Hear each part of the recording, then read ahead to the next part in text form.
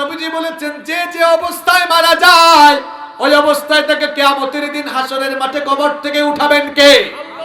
তো আপনি যে নাপাক আছেন, নাপাক শরীর নিয়ে রাতের বেলা ঘুমায়া যান, ফজর তো নাও হতে পারে, রাতের বেলা তো আপনার এই দেহটা লাশ হয়ে যেতে পারে। যদি নাপাক অবস্থায় মরে যান কিভাবে আল্লাহর সামনে দাঁড়াবেন? নিজের বিবেককে প্রশ্ন করুন।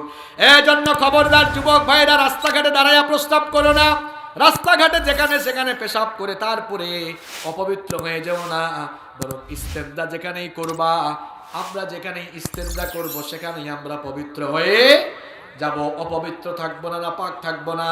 কারণ অপবিত্র থাকে যে শয়তান তার সাথে থাকে, এই জন্য অপবিত্র থাকবো না। পাপের চিন্তা যখনই মাথায় আসবে মৃত্যুর কথা স্মরণ করবেন। এই জন্য আমি বলি মাঝে মাঝে আপনি দুইটা জায়গা ভিজিট করবেন, মাঝে মাঝে আপনি হসপিটালে যাবেন আর মাঝে মাঝে আপনি কবরস্থানে যাবেন। যখন খুব বেশি গুনাহের চিন্তা, দুনিয়ার চিন্তা মাথায় ঢুকে যাবে, এক দৌড় দিয়ে হসপিটাল যাবেন, গিয়ে দেখবেন আপনার মতো কত টাকাওয়ালা, পয়সাওয়ালা, ক্ষমতাওয়ালা লোক ওখানে আইসিইউর মধ্যে গড়াগড়ি করতেছে একটু আরাম পাওয়ার জন্য। তার টাকা পয়সা, তার ক্ষমতা আজ তার অসুখ থেকে ভালো করতে পারছে। কেউ দুনিয়ায় থাকতে পারবেন না। খবরদার, গুনাহ করে নিজের অন্তরটাকে, নিজেকে আপনি কলুষিত করে ফেলবেন না। খুব বেশি দুনিয়া পাওয়ার লোভ যখন আপনার ভেতরে ভর করবে, হসপিটালে দৌড় মারবেন, অথবা মাঝে মাঝে কবরস্থানে যাবেন। কবরস্থানে গিয়ে দেখবেন কবরস্থানের মানুষগুলো নীরবে কবরের মধ্যে ঘুমিয়ে আছে। এরাও একদিন আপনার মতো দুনিয়াতে ছিল, আজ তারা সবাই কবরে চলে গিয়েছে। আপনিও ওই কবরে চলে যাবেন, দেখবেন কবরে শুয়ে থাকা মানুষ, এদের প্রত্যেকের কিন্তু বাড়ি ছিল, কারো কারো গাড়ি ছিল, কারো কারো ক্ষমতা ছিল, কারো কারো অর্থবিত্ত যশ খ্যাতি ছিল, কিন্তু সব কিছু দুনিয়াতে রেখে একাকী কবরে চলে গিয়েছে। আহারে, আজ আমরা আমাদের সন্তানদের জন্য বাড়ি করব, সন্তানদের জন্য বাড়ি করব, গাড়ি করব, প্রপার্টি করব, এই জন্য হালাল হারামের তোয়াক্কা করি না, হারাম উপায়ে আমরা ইনকাম করি, অন্যায় করি, পাপ করে ফেলি।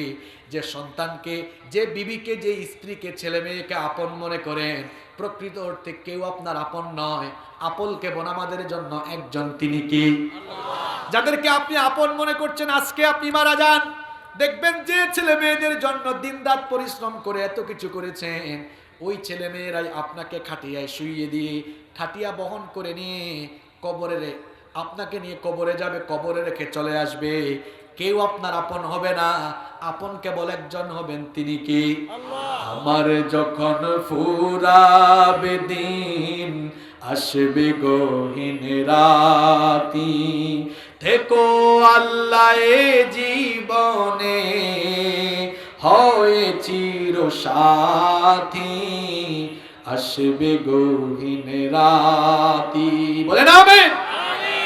আপনি বলতেছেন এ আমার, ও আমার, এটা আমার লোক, এ আমার লোক, কেউ আপনার না। আমার আমার বলে যখন কাউকে পাবো না, সেদিন আমার শূন্য গিয়ায় তুমি থেকো সান্ত্বনা, তুমি থেকো সান্ত্বনা। আমার আমার বলে যখন কাউকে পাবো না, সেদিন আমার শূন্য গিয়ায় তুমি থেকো সান্ত্বনা, তুমি থেকো সান্ত্বনা। আখির আলো নিভে যেদিন, মনে আলো দিন, আসবে না কেউ অন্ধ চোখে একটু আলো নিয়ে। সেদিন আমার, সেদিন আমার, সেদিন আমার অন্ধ চোখে তুমি আলো জ্যোতি, আসবে গহীন রাতি। আমার যখন ফুরাবে দিন, আসবে গহীন রাতি, থেকো আল্লাহ এ জীবনে, হয় চির সাথী, আসবে গহীন রাতি। বলেন আমিন। কেউ আপনার আপন না। যাদেরকে আপন মনে করছেন সময়ের ব্যবধানে, আরে ভাই আপন হওয়া দূরের কথা, আপনার নামও মনে রাখবেন। এই যে আমাকে দিয়ে উদাহরণ দেই, আমার দাদার বাবার নাম আমি জানি না। আপনাকে যদি বলি আপনার দাদার বাবার নাম বলেন, পারবেন? এই কথা কেন বললাম? আমার দাদার বাবা পৃথিবীতে 160-70 বছর আগে ছিল। 160-70 বছরের ব্যবধানে তার পরবর্তী প্রজন্ম তার নামই ভুলে গেল। পৃথিবীতে কার জন্য কি করছেন আপনি? আপনার পরবর্তী প্রজন্ম এরা তো আপনার নামও মনে রাখবে না। কেউ আপনার আপন না। কাকে আপনি আপন বলছেন? আপনার বিবি, আপনার বউ বাচ্চা, কেউ আপন না। আপন কেবল একজন, তিনি কে? আল্লাহ। আরেকজনকে আপন বানা প্রাণ প্রিয় নবী মুহাম্মদুর রাসূলুল্লাহ সাল্লাল্লাহু আলাইহি ওয়াসাল্লাম। এই দুইজনের সঙ্গে প্রেম করেন, এই দুইজনই আপন, আর কেউ আপন। কবরে যাবেন, প্রথম প্রশ্ন মার রব্বুকা, দেখছেন আপন কারে কয়? বলা হবে না যে তোমার বউকে, তোমার বাচ্চাকে নাম বলো। প্রথম প্রশ্ন মার রব্বুকা, রবকে? আল্লাহ। আল্লাহ আমার রব, এই রবি আমার সব। আল্লাহ আমার রব, এই রবি আমার সব। দমে দমে তনু মনে তারি অনুভব। আল্লাহ আমার রব, এই রবি আমার সব। আল্লাহু আকবার। এরপরে জিজ্ঞেস করা হবে ওমা দিনুকা, আমি যে বললাম আরেকজনকে আপন বানান। বলা হবে মা হাদার রাজুল আল্লাযী বুইসা ফি মুহাম্মাদুর রাসূলুল্লাহ সাল্লাল্লাহু আলাইহি ওয়াসাল্লাম। হ্যাঁ, নবীকে চিনতে পারবেন যদি আপনি দুনিয়ায় নবীর আদর্শ অনুসরণ করে চলাফেরা করেন। আর যদি দুনিয়াতে আপনি নবীর আদর্শের বিরুদ্ধে দাঁড়িয়ে যান, আপনি যদি নবীওয়ালা কাজ যারা করে দিনের দায়ীদের বিরুদ্ধে দাঁড়িয়ে যান, নবীও চিনবেন না, কবরের মাটিও আপনারে গ্রহণ করবে না।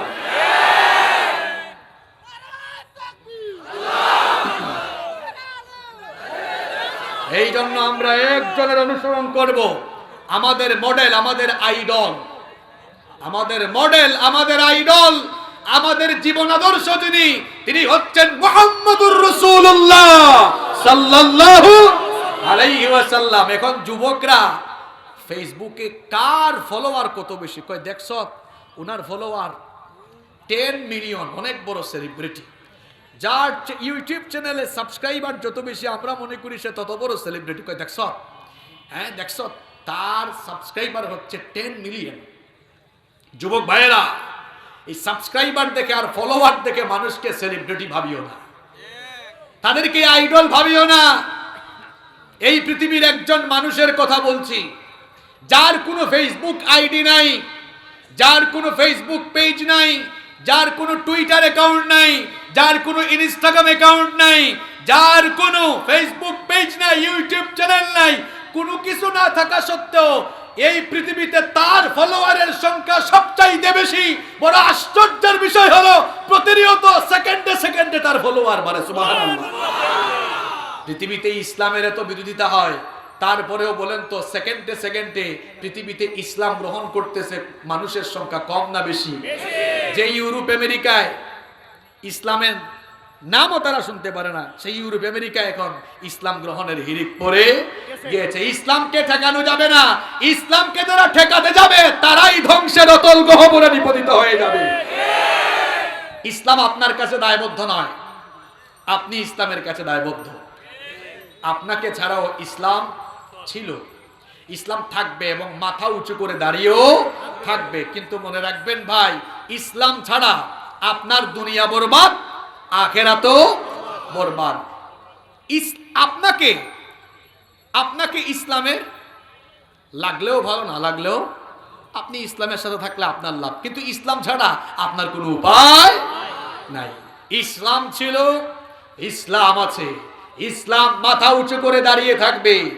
ইসলামের এই পতাকাকে, ইসলামের এই সমুন্নত পতাকাকে মাটির সাথে মিশিয়ে দেওয়ার চেষ্টা করবে যারা, আল্লাহর গজবে ধ্বংস হয়ে যাবে তারা। আমরা আল্লাহর ইসলামের পক্ষে, কোরআনের পক্ষে, শান্তির পক্ষে, শৃঙ্খলার পক্ষে, ঠিক কি না? তাহলে গুনাহ থেকে বাঁচার 3 নাম্বার আমল বলতেছি, সবসময় মৌতের কথা স্মরণ করবে। এই যে সুদের টাকা, ঘুষের টাকা খাইতেছেন, এই যে আপনি মানুষের হক নষ্ট করতেছেন, মানুষের হক মেরে খাইতেছেন, আজকে মরে যান শেষ, আজকে মরে যান সব শেষ। মৌত এটা যে কোনো সময় চলে আসতে পারে। অনেকে কয় মৃত্যু মানুষের সামনে, ভুল। এটা কে বলেছে আপনাকে? মৃত্যু মানুষের পেছনে, কবর আমাদের সামনে। সময় যত যাচ্ছে আমাদের মৃত্যুর সময় কাছে আসতেছে না দূরে যাচ্ছে? কি করছেন আপনি? গুনাহের চিন্তা, পাপের চিন্তা মাথায় আসা মাত্রই মৃত্যুর কথা স্মরণ করুন। এই পাপ করতে করতে যদি মারা যান, কিভাবে দাঁড়াবেন আল্লাহর সামনে? এই ভয়টা কি করে যায় নাই? আল্লাহ তাআলা আমাদের সবার অন্তরে আল্লাহর ভয় ঢুকায় দেন। নবীজিকে এক সাহাবী জিজ্ঞেস করলেন, মান আকিয়াসুন নাস ওয়া আহজামুন নাস। নবী, আপনি বলেন তো মানুষের মধ্যে সবচেয়ে চালাক আর বুদ্ধিমান কে? আমি যদি আপনাদেরকে বলি, ভাইরা বলেন আমাদের মধ্যে সবচেয়ে চালাক কে, আপনারা কি বলবেন? আমি তো জানি হুজুর কম বয়সে মাল যারা কামাইছে বেশি, এরাই বেশি চালাক। হ্যাঁ, তখন সাহাবীরা আল্লাহর নবীকে সাহাবীরা এই প্রশ্ন করার পর নবীজি বললেন, শোনো সাহাবীরা, মানুষের মধ্যে সবচেয়ে বুদ্ধিমান তারা, আকসারুহুম যিকরাল লিল মাউত ওয়া আশাদ্দুহুম ইসতি'দাদাল লিল মাউত ক্বাবলা নুজুলিল মাউত। আল্লাহর নবী বললেন, মানুষের মধ্যে সবচাইতে বুদ্ধিমান হলো তারা মৃত্যুর কথা স্মরণ করে মৃত্যু পরবর্তী জীবনের জন্য বেশি বেশি নেক আমল করে যারা মানুষের মধ্যে সবচাইতে বুদ্ধিমান হলো। তাহলে মৃত্যুর কথা স্মরণ রাখার দরকার আছে না নাই? তাহলে গুনাহ থেকে বাঁচা যাবে ইনশাআল্লাহ। কষ্ট হচ্ছে আপনাদের? এই পয়েন্টগুলো বড় ছিল, বাকি পয়েন্টগুলো ছোট ছোট। কেউ উঠবেন না। আমি খুব খুশি আপনাদের আচরণে। এত গরমের মধ্যে আপনারা বসে আছেন, আর 20টা মিনিট থাকা যাবে না ইনশাআল্লাহ? কেউ উঠবেন না তো? কথা দিলেন তো? আপনি না হয় আরো বেশি পারবেন, ইয়াং মানুষ, আমার অনেক চাচারা বাবার বয়সী মানুষ। আল্লাহ কবুল করেন, বলেন আমিন। তবে বিজ্ঞানের ধারণাটাও মাথায় রাখতে হবে। বিজ্ঞান তো বলে 45 মিনিটের পরে মানুষ আর মাথায় রাখতে পারে না, মানে লুট নেয় না, এটাও মাথায় রাখা দরকার। একদিনে তো সব খায় ফেললে হবে না, বেশি খাইলে বমি হয়। গুনাহ থেকে আমার বোনরা বাঁচবে না, তা আমার বোনরাও তো গুনাহ করতে পারে। এই কথাগুলো সবার জন্য, এটা শুধুমাত্র পুরুষের জন্য না, এটা আমার বোনদের জন্য, ভাইদের জন্য, সবার জন্য। ঠিক কিনা? কয়টা আমল বলছি? না না, 12টা বলি নাই। কয়টা বলছি দেখি আপনারা মনে রাখতে পারছেন কিনা। হ্যাঁ, একটু টেস্ট করে ফেলি, একটা ক্লাস টেস্ট হয়ে যাক। 1 নাম্বার আমল কি বলেছিলাম? গুনার কথা মাথায় আসলে কি পড়ে নিব? মাশাআল্লাহ, তা আপনাদের সাথে তো রিয়েল শ্রোতা। হ্যাঁ, সাতক্ষীরার লোক ঠিকই আছে। 2 নাম্বার, গুনার চিন্তা মাথায় আসলে কার কথা স্মরণ করব? মাশাআল্লাহ। এরপরে গুনার চিন্তা মাথায় আসলেই একটা জিনিসের কথা স্মরণ করে ফেলবো। মাশাআল্লাহ। 4 নাম্বার আমল, নিজেকে নফসের গোলাম বানানো যাবে না। গুনাহ থেকে বাঁচতে হলে নফসের গোলামি ছাড়তে হবে। মন যা চায় তা করা। ফজরের আজান হয়েছে, গরমের দিন হোক আর শীতের দিন হোক, দেখবেন সারা রাত গরম লাগে, শেষ রাতে মৃদু মৃদু ঠান্ডা সুন্দর বাতাস, খুব আরামের ঘুম আসে। মুয়াজ্জিনের আজান কানে আসলে মন চায় আরেকটু ঘুমাই। এখন মনের চাওয়াকে প্রাধান্য দিবেন নাকি আল্লাহর চাওয়া পূরণ করবেন? কার চাওয়া পূরণ করবেন? আল্লাহ চান আপনি যেন তখন ঘুম থেকে উঠে নামাজে যান। এই জন্য আল্লাহ মুয়াজ্জিনকে দিয়ে ঘোষণা দেওয়াইয়াছেন, আসসালাতু খায়রুম মিনান নাওম। বান্দার এই যে মৃদু ঠান্ডা আবহাওয়ায় ঘুমাচ্ছ, তুমি হয়তো ভাবতেছো আরামের ঘুম, বড় আরাম করে ঘুমাই, আর আমি মুয়াজ্জিনকে দিয়ে তোমাকে শোনায় দিচ্ছি তোমার ঘুমের চাইতে নামাজ আরো উত্তম। নামাজে যাও। এখন মন চাইবে ঘুমাবে, মন চাইবে ঘুমানোর জন্য, আর আল্লাহ চাইবেন নামাজ আদায়ের জন্য। কার চাওয়াকে প্রায়োরিটি দিবেন? নফসের গোলাম কখনো হওয়া যাবে না। আমাদের প্রত্যেকের দেহের ভেতরে নফস, আত্মা আছে না নাই? এই রূহ বা আত্মা, নফস যদি বের হয়ে যায় তাহলে বলেন তো আমাদের কি আর কোনো দাম আছে নাকি? নফস হচ্ছে মোট 3 প্রকার। আমার কথা কানে গেলে সবাই বলেন নফস হচ্ছে কয় প্রকার? আরো জোরে। 1 নাম্বার হচ্ছে নফসে আম্মারা, 2 নাম্বার হচ্ছে নফসে লাওয়ামা, 3 নাম্বার হচ্ছে নফসে মুতমাইন্না। তাহলে নফস মোট কয় প্রকার? আস্তে বলবেন না, জোরে বলেন, কয় প্রকার? 1 নাম্বার হচ্ছে নফসে আম্মারা। নফসে আম্মারা এটা আবার কোন নফস? যেই নফস মানুষকে গুনাহ করাতে চায়, যেই নফস মানুষকে গুনার দিকে ধাবিত করে, যেই নফস মানুষকে পাপের দিকে ধাবিত করে, সেই নফসকে বলা হয় নফসে আম্মারা। জুড়ে বলেন, সেই নফসকে বলা হয় কি? কোরআনুল কারীমের 12 নম্বর সূরা সূরা ইউসুফের 53 নম্বর আয়াতে রব্বুল আলামিন বললেন, ইন্নান নাফসা লাআম্মারাতুম বিসসুই ইল্লা মা রাহিমা রাব্বি ইন্না রাব্বি গফুরুর রহিম। আল্লাহ তাআলা বলছেন, নিশ্চয়ই নফস মানুষকে মন্দ কাজের দিকে ধাবিত করে, তবে সেই ব্যক্তি ছাড়া যার উপরে আল্লাহ দয়া করেন। তাহলে বোঝা গেল নফসে আম্মারা হচ্ছে এমন এক খারাপ নফস, যেই নফস মানুষকে গুনাহের দিকে, পাপের দিকে নিয়ে যায়। এই নফস থেকে আল্লাহ আমাদের সবাইকে হেফাজত করেন, আমিন। আরো আস্তে বলেন আমিন। 2 নম্বর নফসের নাম হচ্ছে নফসে লাওয়ামা। এটা হচ্ছে এমন নফস, যেই নফস গুনাহ করলে পরে সাথে সাথে লজ্জিত হয়ে যায়। এটা হচ্ছে ইমানদারের স্বভাব। ইমানদার গুনাহ করলে সাথে সাথে লজ্জিত হয়ে যায়। এই নফস পেয়েছে যারা, লজ্জাশীল হলো তারা। কোরআনুল কারীমের 75 নম্বর সূরা, সূরা কিয়ামায়ের শুরুতে আল্লাহ বলেছেন, লা উকসিমু বিয়াউমিল কিয়ামাতি ওয়ালা উকসিমু বিন নাফসিল লাওয়ামা। কথাটা কার? আল্লাহ বলছেন, আমি শপথ করছি কিয়ামতের দিনে, আবার আমি শপথ করছি এমন নফসের, যেই নফস গুনাহ করার পর নিজেই নিজেকে ধিক্কার দেয়। এমন নফস আল্লাহ আমাদের সবাইকে দান করেন, বলেন আমিন। 3 নম্বর নফস হচ্ছে নফসে মুতমাইন্না। এটা এমন নফস, যেই নফস সব সময় শয়তানের গোলামি বাদ দিয়ে যার গোলামির পথে চলে, তিনি কে? আল্লাহ। এটা এমন নফস, যেই নফস সব সময় আল্লাহর আনুগত্যের পথে চলে, সব সময় সন্তুষ্ট থাকে। আর এই এমন নফসের অধিকারী যারা, মৃত্যুর পরে জান্নাতে যাবে তারা। ওই সকল লোকদের রূহ কবজ করার পরে, মানুষের রূহ কবজ করার পরে হয় লোকটার রূহ ইল্লিনে রাখা হবে অথবা সিজ্জিনে রাখা হবে। জাহান্নামী হলে সিজ্জিনে রাখা হবে, জান্নাতি হলে ইল্লিনে রাখা হবে।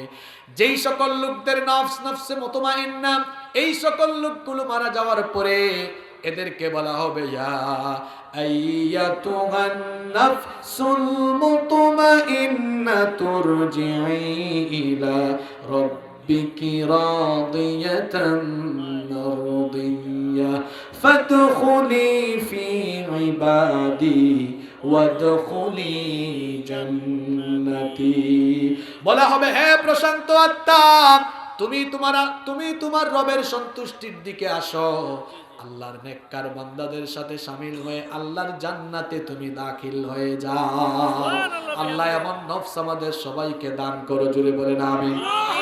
নিজেকে নফসের গোলাম বানানো যাবে না। মন চাইবে আমি একটু ইউটিউবে গিয়ে খারাপ ভিডিও দেখি, আমরা মনের চাওয়াকে প্রাধান্য দিব না, বরং আল্লাহর চাওয়াকে প্রাধান্য দিয়ে আল্লাহকে ভয় করব। মন চাইবে আমি একটু সুদ খাই, ঘুষ খাই, মন চাইবে আমি একটু মানুষের হক মেরে ফেলি, কারণ আমার তো কিছুটা সুযোগ আছে, ক্ষমতা আছে। মনের চাও প্রাধান্য দিব না, কার চাও প্রাধান্য দিব? এইভাবে করে নিজেকে নফসের গোলাম বানাবে না যারা, নিজেকে নফসের গোলামের পরিবর্তে আল্লাহর গোলাম বানাবে যারা, এদের ব্যাপারে আল্লাহ সূরা নাজিআতে সুসংবাদ দিয়ে বলেছেন, ওয়া আম্মা মান খাফা মাকামা রাব্বিহি ওয়া নাহান নাফসা আনিল হাওয়া ফাইন্নাল জান্নাতা হিয়াল মাওয়া। আল্লাহ তাআলা বলছেন, আর যারা রবের সামনে হাজির হওয়াকে ভয় করে, যারা নিজেদের নফসকে কামনা বাসনা কুপ্রবৃত্তি থেকে বিরত রাখবে, নফসের গোলাম না হয়ে আল্লাহর গোলাম হয়ে যাবে যারা, আল্লাহর জান্নাতের অধিবাসী হয়ে যাবে তারা। এই জন্য আমরা নফসের গোলাম হব নাকি কার গোলাম হব? আস্তে বলবেন না, জুড়ে বলেন, আমরা কার গোলাম হব? গুনাহ থেকে বাঁচার 4 নম্বর আমল বললাম, আমরা নিজেকে নফসের গোলাম বানাবো।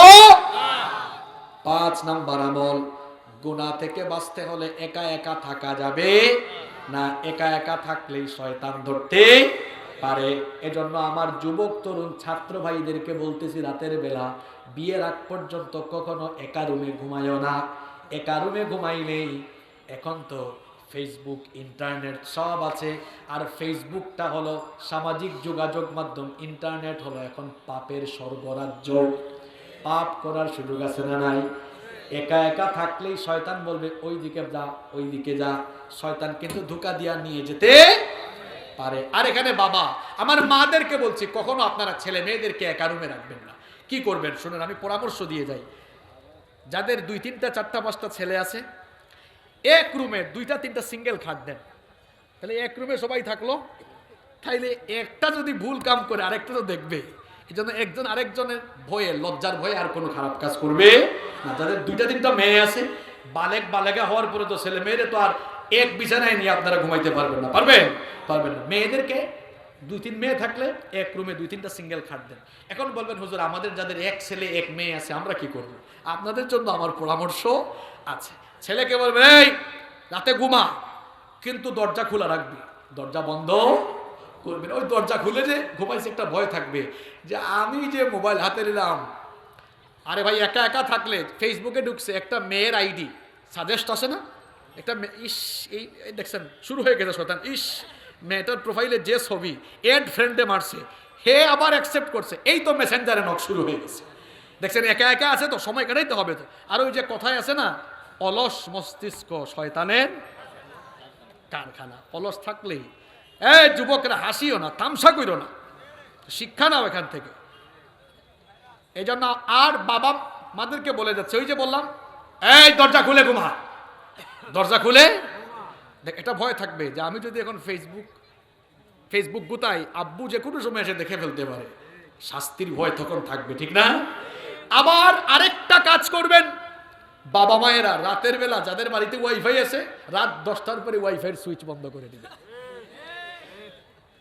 ছাত্ররা বলতেছে, হুজুর কি যে কথা শোনাইতেছেন আপনি তো আমাদের সবকিছু শেষ করে যাচ্ছে। তোমাদের ভালোর জন্য বলে যাচ্ছি ভাই, তোমাদের কল্যাণের জন্য। শোনো, তোমরা বর্তমানে ছাত্ররা যারা কলেজে বিশ্ববিদ্যালয়ে পড়ো, আমার ভাই বোনরা, তোমাদেরকে বলছি, তোমরা এখন যে সময় মোবাইলে কাটাও, ডিভাইসে কাটাও, ফেসবুকে স্ক্রলিং করে কাটাও, এই সময়টা যদি তোমরা চেয়ার টেবিলে, পড়ার টেবিলে দিতে পারতে জ্ঞান গবেষণায়, আইনস্টাইন নিউটনকে গবেষণায় তোমরা পেছনে ফেলে আরো বহু দূরে গিয়ে যেতে পারতে। তোমরা তো পড়াশোনা করো না, গবেষণা করো না। এই যে তোমরা পাবজি খেলাও, যারা এগুলো আবিষ্কার করেছে, তোমরা প্লে স্টোরে গিয়ে এগুলো ডাউনলোড করার, তারা আমেরিকা কানাডায় থেকে ডলার গুনে, ওরা ডলার গুনে।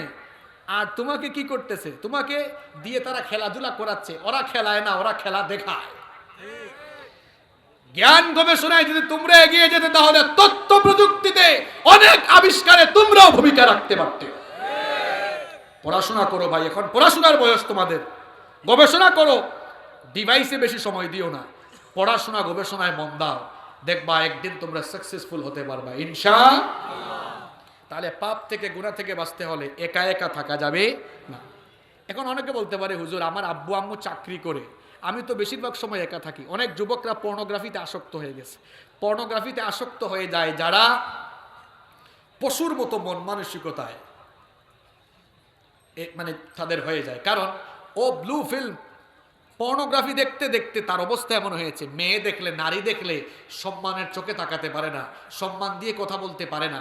কারণ তার মনের ভেতরের পশুত্ব জেগে উঠেছে। সে নারীকে এক ধরনের পণ্য, ভোগ্য পণ্য ছাড়া আর কিছুই ভাবতে পারে না।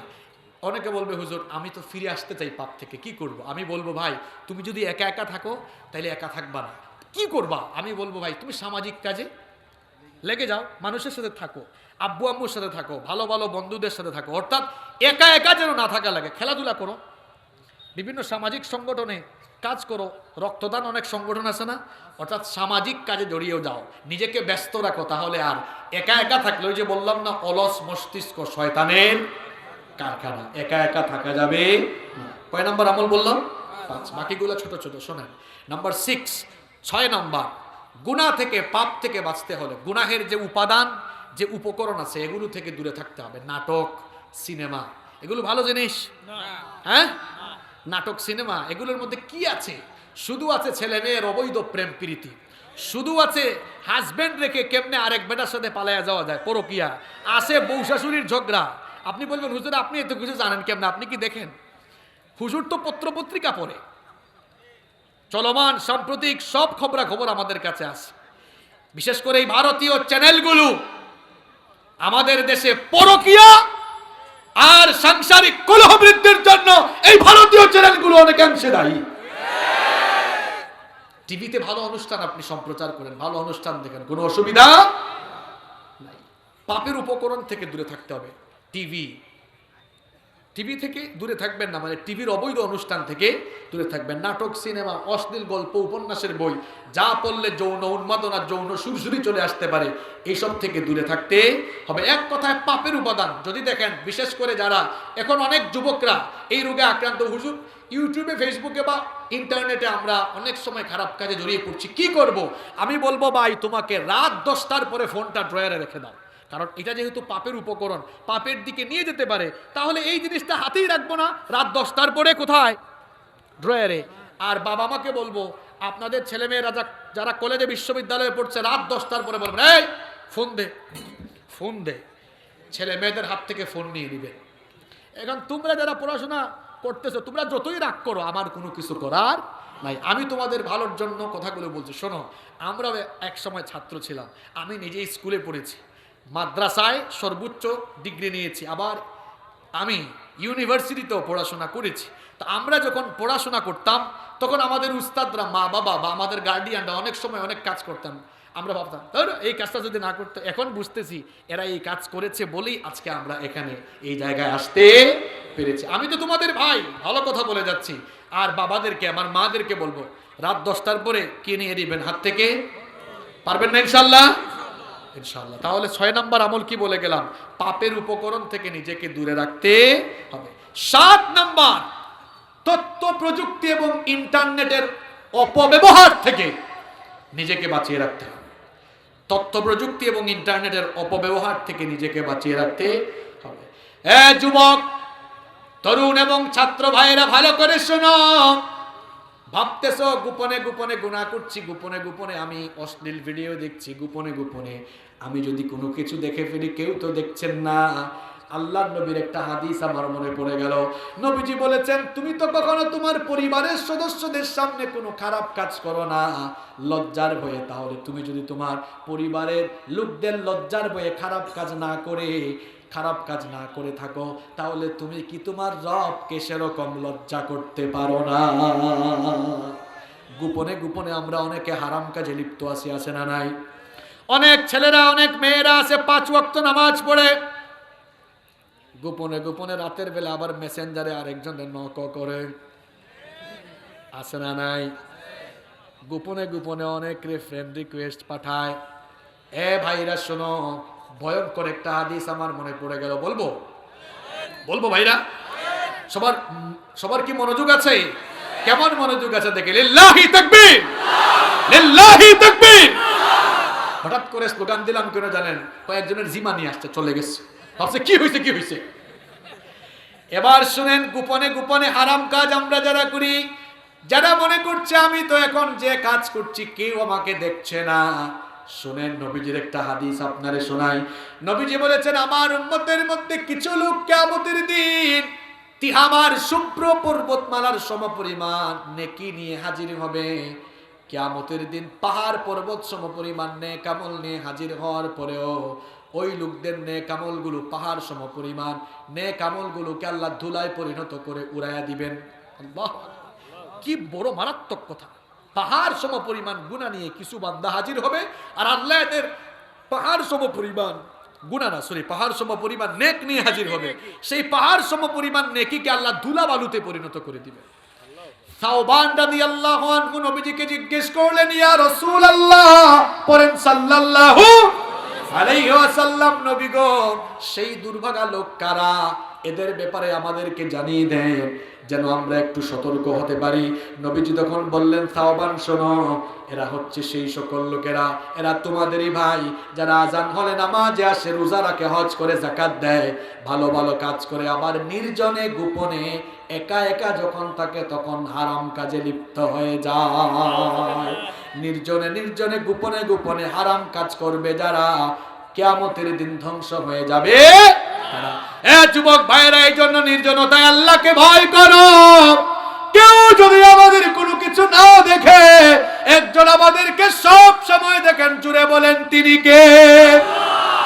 ওই আল্লাহ তাআলাকে ধোঁকা দেওয়া কারো দ্বারা কখনো সম্ভব নয়। আল্লাহ তাআলা কোরআনে কারীমে বলেছেন, আওয়ালা ইয়ালামুনা আন্না ইন্নাল্লাহা ইয়ালামু মা ইউসিররুনা ওয়া মা ইউ'লিনুন। আল্লাহু আকবার। আল্লাহ তাআলা বলছেন তারা কি জানে না তাদের গোপন প্রকাশ্য সব যিনি জানেন তিনি কে? তাহলে গুনাহ থেকে বাঁচার 7 নম্বর আমল হলো তথ্য প্রযুক্তির অপব্যবহার থেকে নিজেকে বাঁচিয়ে রাখা। কষ্ট হচ্ছে? এই তো শেষের দিকে চলে এসেছে। নাম্বার 8 নাম্বার হচ্ছে ভালো বন্ধু নির্বাচন করা। ওই যে কথায় আছে না, সৎ সঙ্গে স্বর্গবাস, অসৎ সঙ্গে সর্বনাশ। আপনাদের ছেলে মেয়েরা কোথায় যাচ্ছে, কার সাথে মিশতেছে, এটা দেখার দায়িত্ব পুলিশের ভাইদের, সরকারের না মা বাবার? আপনারা কি করেন, ছেলে মেয়েদেরকে ছেড়ে দিছেন, এরপরে ক্ষতিগ্রস্ত হয়ে গেলে তারপর পুলিশের দোষ দেন, সরকারের দোষ দেন। সরকার আর পুলিশ ঠেকছে যে সব এসে দেখবে আপনার। ওই যে দিহান আনুষ্কার কথা ভুলে গেছেন নাকি? মা বাপ ছেড়ে দিছে, দিহান আনুষ্কা এই দুইজনের কথা ভুলে গেছেন আপনারা? হ্যাঁ, মা বাপ দুইজনে চাকরি করে, মেয়ে কার বাসায় যায়, কার সাথে গ্রুপ স্টাডি করে কোথায় যায় কোনো খোঁজখবর নাই। মানে আমাদের অবস্থা হলো এমন, আমরা চলাফেরা করি আমেরিকান স্টাইলে, ক্ষতিগ্রস্ত হয়ে গেলে বিচার চাই আমরা সৌদি স্টাইলে। বুঝতে পেরেছেন? আমরা চলাফেরা করি আমেরিকান স্টাইলে আর বিচার চাওয়ার সময় চাই কোন স্টাইলে? তো সৌদি স্টাইলে চলাফেরা করেন, আমেরিকান স্টাইলে চলাফেরা করেছে। মেয়ে কোন দিকে, ছেলে কোন দিকে, জামাই কোন দিকে, বউ কোন দিকে, খোঁজখবর নাই। যখন লাঞ্ছিতা হয়ে গেল, ধর্ষিতা হয়ে গেল, ফাঁসি ফাঁসি ফাঁসি চাই, ফাঁসি ফাঁসি ফাঁসি চাই। কি ব্যাপার, চলছেন তো আমেরিকান স্টাইলে, এখন বিচার দেখি চান সৌদি স্টাইলে। আপনার ছেলে মেয়ে কোথায় যায়, কার সাথে মিশে, এটা দেখার দায়িত্ব আপনার। আর যুবকদেরকে, ছাত্রদেরকে বলবো খারাপ ছেলে মেয়েদের সাথে মিশবা না। বোনদেরকে বলবো, যে বোনেরা এসেছেন কলেজে স্কুলে, খারাপ মেয়েদের সাথে মিশবেন না। এখন যারা একটু খারাপ ভালো হতে চায় এরা বলবে হুজুর আমরাও তো মাহফিলে আসছি, ভালোরা যদি আমাদের সাথে না মিশে আমরা ভালো হবো কেমনে? হ্যাঁ, যাদের চরিত্র ভালো, নামাজি, এদেরকে দায়ী হয়ে যেতে হবে। দায়ী হয়ে ওই খারাপ ভাইদেরকে আদর করে ভালোবেসে বুকে টানতে হবে, এদেরকে নামাজের দিকে নিয়ে আসতে হবে, এদেরকে ভালো কাজের দিকে নিয়ে আসতে হবে।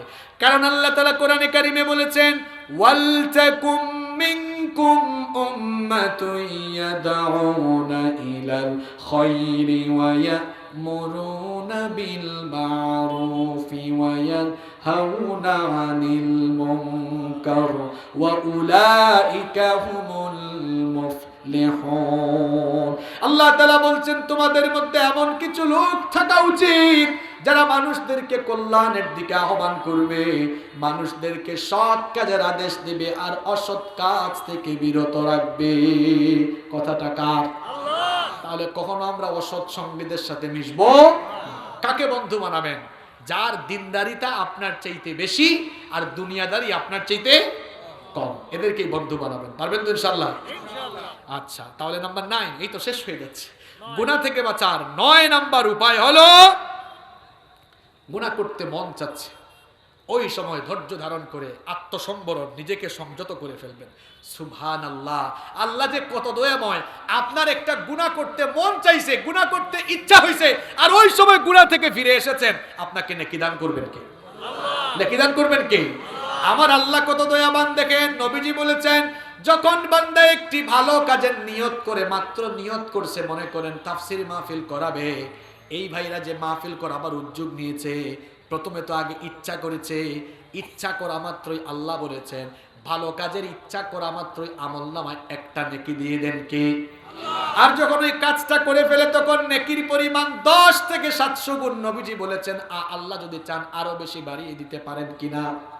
আর আপনি যদি খারাপ কাজের নিয়ত করেন, আল্লাহ ফেরেশতাকে বলেন স্টপ, আমলের খাতায় লিখিস না, অপেক্ষা কর আমার বান্দা ওই খারাপ কাজটা করে কিনা। যদি আমার বান্দা খারাপ কাজ না করে, আমলের খাতায় কিছু লেখার দরকার নাই। সুবহানাল্লাহ। তাহলে পাপ থেকে বেঁচে থাকার 9 নম্বর আমল, নিজেকে কি করতে হবে? কন্ট্রোল করতে হবে। 10 নম্বর আমল, নিজের ভেতরে লজ্জাশীলতাকে ডেভেলপ করতে হবে। পাপ করা এটা দূষণীয় না, বরং পাপ করার পর পাপের পথে থাকা এটা মারাত্মক দূষণীয়। আমাদের বাবা, পৃথিবীর প্রথম মানুষ আদম আলাইহিস সালাম, তিনি কি একটা ভুল করেন নাই? কি ভুল? আল্লাহ বলছেন নিষিদ্ধ গাছের কাছে যাইও না, শয়তানের ধোঁকায় চলে গেলেন, ভুল করেছেন। এরপরে অহংকার করেছেন, ক্ষমা চেয়ে ফেলেছেন কার কাছে? মাফ করে দিয়েছেন কে? আল্লাহ। শয়তান একটা ভুল করেছে, ভুল করার পর মাফ চাইছে না অহংকার করছে, এজন্য তাকে মারদুদ এবং মালউন অভিশপ্ত আর বিতাড়িত করে দিয়েছেন কে?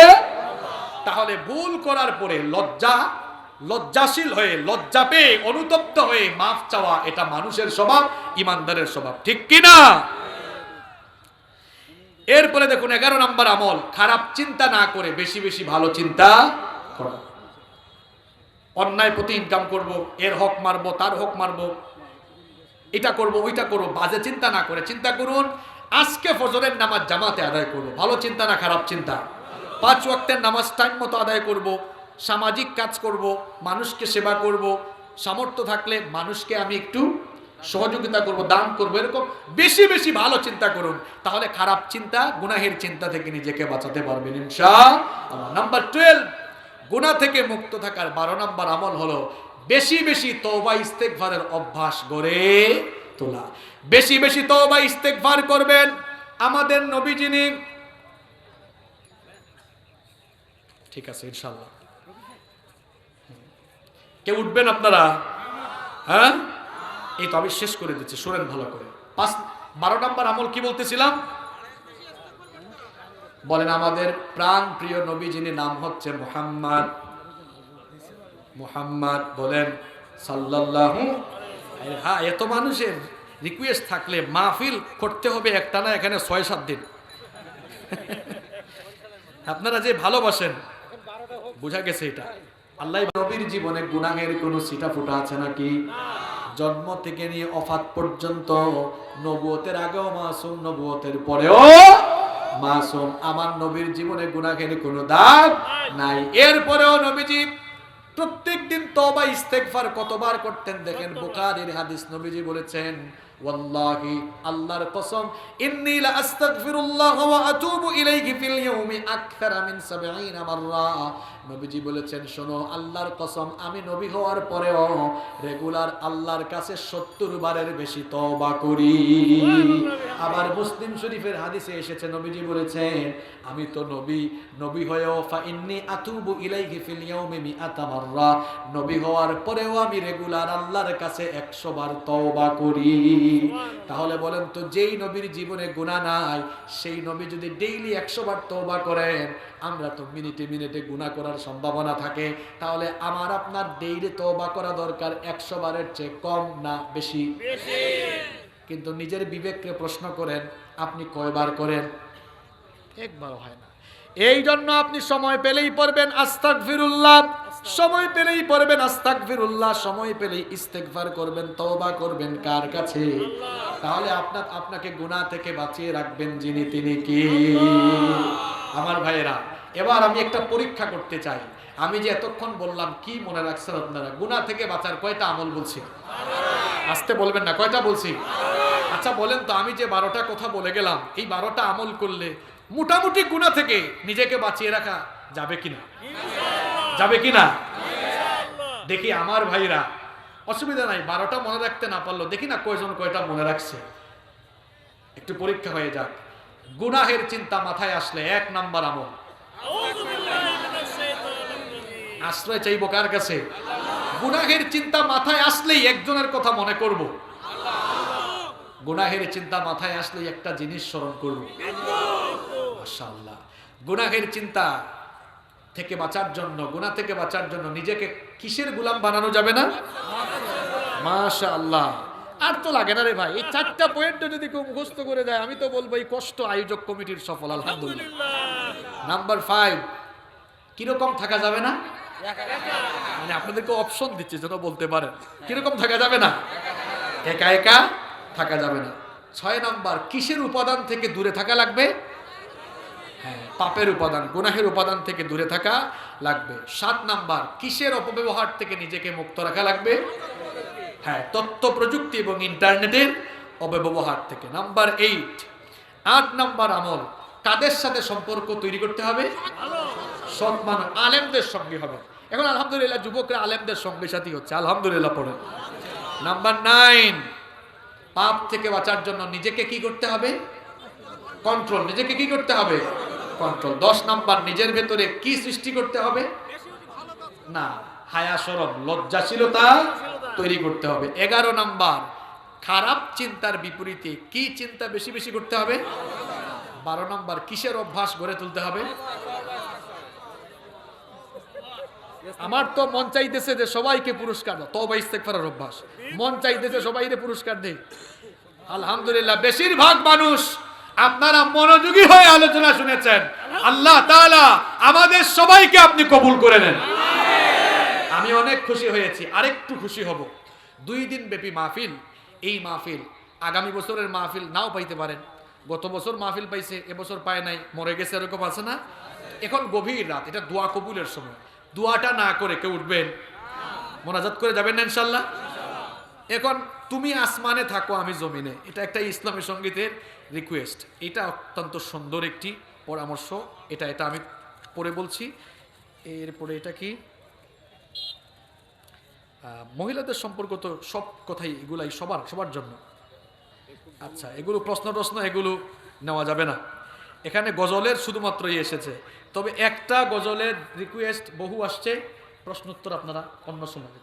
একটা গজলের রিকোয়েস্ট বেশি আসছে, তুমি আসমানে থাকো প্রভু, আমি জমিনে। এখন আমি শুরু করলে যদি শেষ করার আগে আপনারা উঠাউঠি শুরু করেন, তাহলে আর বলবো না, মুনাজাতে চলে যাবো।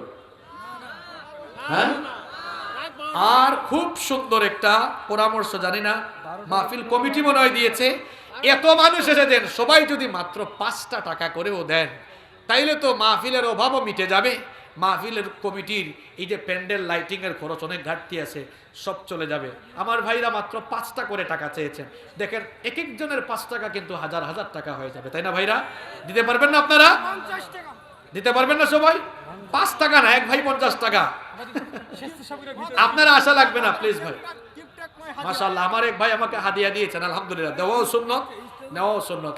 এবার আমার যুবক ভাইয়েরা একটু ঢুকে যান, কেউ দাঁড়াবেন না। এই রিকোয়েস্ট রাখা হবে, একটা ইসলামী সঙ্গীতের রিকোয়েস্ট। এটা গাইবো, তবে টেকা না দিলে গাইতাম না। আমি তো সিলেটি মানুষ, চেয়ারম্যান সাহেব। এই যে 100 টাকা বলছি, 5 টাকা তো 100 টাকা করে দিই, মানে প্রেস্টিজে লাগছে। এখন কি হুজুর, আমরা 5 টাকা দেওয়ার মানুষ, আর মা বোনরা দিবে না? মা বোনদের প্যান্ডেলে আছে না? ঠিক আছে, এখানে চাদর নিয়ে ঢুকে যান। আমি কি ইসলামী সঙ্গীতটা গাইবো? গাইতে গাইতে উঠবেন, কে কে হাত তুলেন? এই দেখছেন, মোনাজাত করে যাবেন তো ইনশাল্লাহ। 2-3টা মিনিট অপেক্ষা করেন, এরপরে মোনাজাত হয়ে যাবে ইনশাল্লাহ। বসে আমি বলে দিচ্ছি, মা বোনরা যারা আছেন আপনারাও শামিল হন প্লিজ। ওখানে দায়িত্বশীলা যিনি আছেন তার হাতে দিয়ে দেন। আমি কি ইসলামী সঙ্গীতটা শুরু করব? টাকা দিবেন তো আপনারা? টাকা আমাকে না, এই যে ভাইদেরকে দিচ্ছেন। হ্যাঁ না, একটা রিকোয়েস্ট, তাইলে একটা, যে কোনো একটা সিলেটি। তো সিলেটি মাত আপনারা বুঝবানি, আমি তো সিলেটি মাতলে আপনারা কোনটা বুঝতে না। ঠিক আছে, তুমি আরো সে থাকো প্রভু, এটা আপনারা ইউটিউবে, মাশাআল্লাহ সবার জন্য দোয়া হবে। তুমি আরো সে থাকো প্রভু, এটা আপনারা অনেক শুনছেন ইউটিউবে। হ্যাঁ, তাইলে এই সিলেটি এটা বলেই শেষ করে ফেলি। আমি তো সিলেটি মানুষ, আমার সিলেটি কালচার, সিলেটের কিছু কালচার এই গানের ভিতরে ঢুকাই দেওয়া হয়েছে। মাশাআল্লাহ, আল্লাহ কবুল করে। আমি সব এই যে ভাইরা চলে গেছে, সবাই দেখছি। শামজাদ ইলেকট্রনিক 1000 টাকা দিল, দোয়া চেয়েছে। মাশাআল্লাহ, শামজাদ ইলেকট্রনিক, মাশাআল্লাহ, আল্লাহ কবুল করেন। আচ্ছা, তাহলে আমি কি বলবো? আমাদের সিলেটে ঢুকতে হয় সুরমা নদী পারে দিয়ে। সিলেট গেছেন কে কে? হাত তুলেন। আরে বাপ রে বাপ, অনেক মানুষ হাত নামান। সিলেটে গিয়েছেন, সুরমা নদী দিয়ে ঢুকতে হয় না? এই জন্য এই গানটা শুরু হয়েছে এভাবে, সুরমা গঙ্গর ফারো বাড়ি, মানে সুরমা নদীর তীরে বাড়ি।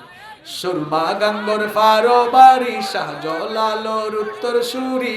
সুরমা গঙ্গর ফারো বাড়ি, শাহজালালোর উত্তর সুরি। দেশ বিদেশ বেটা গিরি, আমরা হকল সিলটি, আমরা হকল সিলটি, আমরা হকল সিলটি, আমরা হকল সিলটি। তাল তো মিলে না, কারণ এখানে সবাই যশোরী। ও সরি, সাতক্ষীরা। সিলেটর ওই কমলার বাগান, সিলেটের কমলা খেয়েছেন আপনারা? অনেক মজা। সিলেটর ওই কমলার বাগান, খাইলে জোরাই হকলর ফরার সিলেটের চা না খাইলে বাই দিন খাটতো না একদিন দিন খাটতো না একদিন সুরমা গাঙ্গর ফারো বাড়ি শাহজালালোর উত্তর সুরি দেশ বিদেশ বেটা গিরি আমরা হকল সিলটি আমরা হকল সিলটি আমাদের সিলেটের মানুষ প্রবাসী বেশি আমেরিকা ইংল্যান্ড কানাডায় থাকে তাই জন্য এখানে বলেছে Saudi Arab Abu Dhabi Qatar Dubai London যাবি Saudi Arab Abu Dhabi Qatar Dubai London যাবি আমেরিকাত গিয়াও তুমি ফাইবাই খালি সিলটি ফাইবাই খালি সিলটি সুরমা গাঙ্গর ফারো বাড়ি শাহজালালোর উত্তর সুরি দেশ বিদেশ বেটা গিরি আমরা হকল সিলটি আমরা হকল সাতক্ষীরাবাসী এখন সবাই খুশি হয়েছে আমি খুবই ক্লান্ত শারীরিকভাবেও অসুস্থ আপনাদেরকে বলি নাই এবার প্লিজ ইহসান করেন সভাপতি সাহেব বক্তব্য দিয়ে ফেলেছেন এবার আমরা মুনাজাতের দিকে যেতে পারি অসংখ্য মানুষ হাজার হাজার মানুষ এসেছেন মা বোনরা এসেছেন সবাইকে নিয়ে আমরা এবার মুনাজাত করব ইনশাআল্লাহ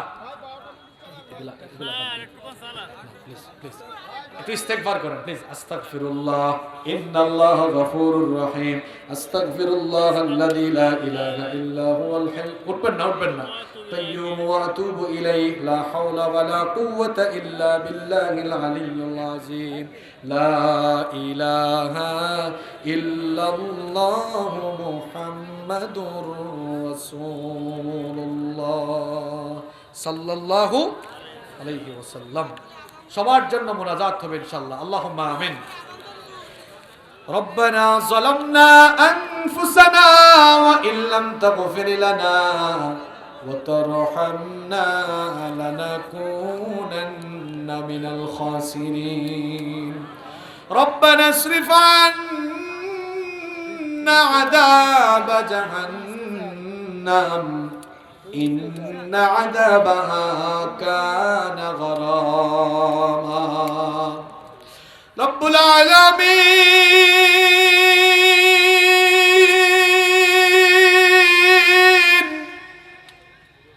গভীর রাত পর্যন্ত আমরা তোমার কোরআন পাগল বান্দারা নীরবে বসে বসে তোমার কালাম থেকে আলোচনা শুনেছি অগরব গভীর এই রাতে আমরা আমাদের জীবনের সমস্ত গুনাহগুলোকে সামনে রেখে লজ্জিত হয়ে অনুতপ্ত হয়ে অনুশোচনা বোধ করে এতিমের মতো গোলামের মতো মাথা নত করে নিয়ে ভিক্ষার দোকানা হাত তোমার কাছে তুলেছি গো আল্লাহ অগরাব আমরা এত বেশি গুনাহ করেছি এত বেশি পাপ আমরা করেছি আমাদের গুনাহের দিকে পাপের দিকে তুমি যদি তাকাও আমাদের মতো পাপীদেরকে ক্ষমা করতে তোমার ইচ্ছে করবে না অগরাব যতই আমরা গুনার পাপ করি না কেন তুমি ওয়া রাহমাতুল্লাহি ওয়া বারাকাতুহু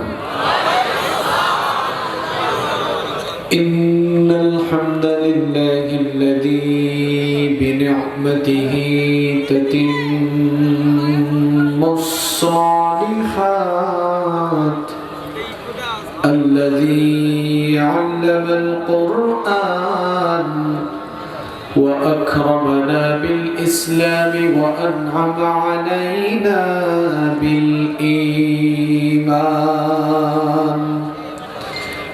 نستغفره ونتوب إليه وأشهد أن لا إله إلا الله وحده لا شريك له وأشهد أن سيدنا وسندنا وحبيبنا وطبيبنا وطبيب أرواحنا محمدا عبد الله ورسوله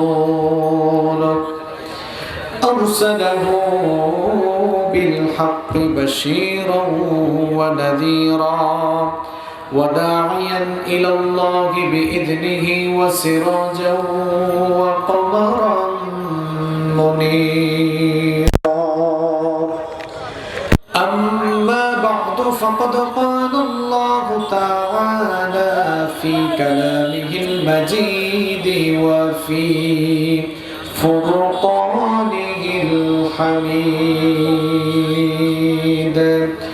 أعوذ بالله من الشيطان পরে আবার ফিরে এলো মাহে রমজান রমজানের মাসে প্রভু সত্য পথে গর্ব জীবন বিপদ আপদ থাকবে না যে ঠিক মতো হয় যদি রোজা পালন রমজানের মাসে প্রভু সত্য পথে গর্ব জীবন বিপদ আপদ থাকবে না যে ঠিক মতো হয় যদি রোজা পালন রমজান সে তো ঢাল স্বরূপ হৃদয় ভরে গাও তার গান একটি বছর পরে আবার ফিরে এলো মাহে রমজান একটি বছর পরে আবার ফিরে এলো মাহে রমজান মুমিন হৃদয়ে পড়লো সারা মুমিন হৃদয়ে পড়লো সারা উঠলো জেগে নতুন প্রাণ একটি বছর পরে আবার ফিরে এলো মাহে রমজান একটি বছর পরে আবার ফিরে এলো মাহে রমজান বাংলাদেশের অত্যন্ত সুপরিচিত ঐতিহ্যবাহী সাতক্ষীরা জেলার কলরোয়া উপজেলার অন্তর্গত বামনখালী জামে মসজিদ ও নির্মাণ শ্রমিকদের যৌথ উদ্যোগে আয়োজিত 2 দিন ব্যাপী ঐতিহাসিক তাফসীরুল কোরআন মাহফিলের আজকের সমাপনী দিনের সমাপনী অধিবেশনের মুহতারাম সভাপতি বিশিষ্ট সমাজসেবক বিশিষ্ট রাজনীতিবিদ 12 নং যোগীখালী ইউনিয়ন পরিষদের জননন্দিত চেয়ারম্যান অত্র অঞ্চলের গণমানুষের প্রিয় ব্যক্তিত্ব আপনাদের সকলের প্রিয় এবং ভালোবাসার মানুষ জননন্দিত জননেতা জনাব মোহাম্মদ রবিউল হাসান আল্লাহ তাআলা ওনাকে কোরআনের জন্য ইসলামের জন্য দ্বীনের খেদমতে কবুল করুন আমরা সবাই বলি আমিন মঞ্চে বসা আমার উস্তাদ সমতুল্য সম্মানিত শ্রদ্ধেয় উলামায়ে কেরাম উপস্থিত বিভিন্ন রাজনৈতিক দলের সম্মানিত নেতৃবৃন্দ সামাজিক নেতৃবৃন্দ আমার সামনে বসা পিতৃতুল্য সম্মানিত মুরব্বিয়ানে আযম যুগে যুগে আল্লাহর জমিনে আল্লাহর দ্বীন প্রতিষ্ঠার জন্য যারা সবচাইতে বেশি অগ্রণী ভূমিকা পালন করেছেন আমার কলিজার টুকরা প্রিয় যুবক এবং তরুণ ভাইয়েরা স্কুল কলেজ ইউনিভার্সিটি এবং বিভিন্ন মাদ্রাসা পড়ুয়া আমার প্রাণ প্রিয় মেধাবী ছাত্র ভাইয়েরা মহিলা প্যান্ডেল থেকে পর্দার আড়াল থেকে শ্রবণরতা সম্মানিতা মা এবং বোনেরা উপস্থিত মিডিয়ার প্রিয় কর্মী ভাইয়েরা প্রিয় সাংবাদিকবৃন্দ প্রশাসন এবং গোয়েন্দা সংস্থার প্রিয় ভাইয়েরা আমার প্রাণ প্রিয় বামনখালী কলরোয়া তথা সাতক্ষীরাবাসী আপনারা সবাই কেমন আছেন আলহামদুলিল্লাহ আমিও আল্লাহর রহমতে ভালো আছি আমাদের সবাইকে সুস্থতার সাথে বাঁচিয়ে রেখে কোরআনের এই বাগানে কোরআনের এই মাহফিলে আসার তৌফিক যিনি দিয়েছেন তিনি কে যিনি আমাদেরকে সুস্থতার সাথে বাঁচিয়ে রেখে কোরআনের এই বরকতময় মাহফিলে আসার সুযোগ দিয়েছেন তৌফিক দিয়েছেন সেই মহান রবের জন্য হৃদয়ের সবটুকু ভালোবাসা, আবেগ, অনুভূতিকে উজাড় করে দিয়ে খুশি মনে প্রাণবন্ত আওয়াজে উচ্চ কণ্ঠে কালিমাতুশ শুকর আদায় করে আমরা সকলেই পড়ছি আলহামদুলিল্লাহ। আজকের এই মাহফিল যারা অর্গানাইজ করেছেন, এত কষ্ট করে এই 2 দিনের প্রোগ্রাম যারা অর্গানাইজ করেছেন, এই প্রোগ্রাম বাস্তবায়নে যারা সহযোগিতা করেছেন, রাজনৈতিক নেতৃবৃন্দ, স্থানীয় জনপ্রতিনিধিবৃন্দ, প্রশাসনের ভাইয়েরা, এলাকার মুরব্বিয়ান, যুব সমাজ এবং বিশেষ করে নির্মাণ শ্রমিক ভাইয়েরা, সকলের ঐক্যবদ্ধ এবং ঐকান্তিক প্রচেষ্টা প্রয়াসের মাধ্যমে আজকের এই প্রোগ্রাম সুন্দরভাবে বাস্তবায়িত হয়ে শেষের দিকে যাচ্ছে আলহামদুলিল্লাহ।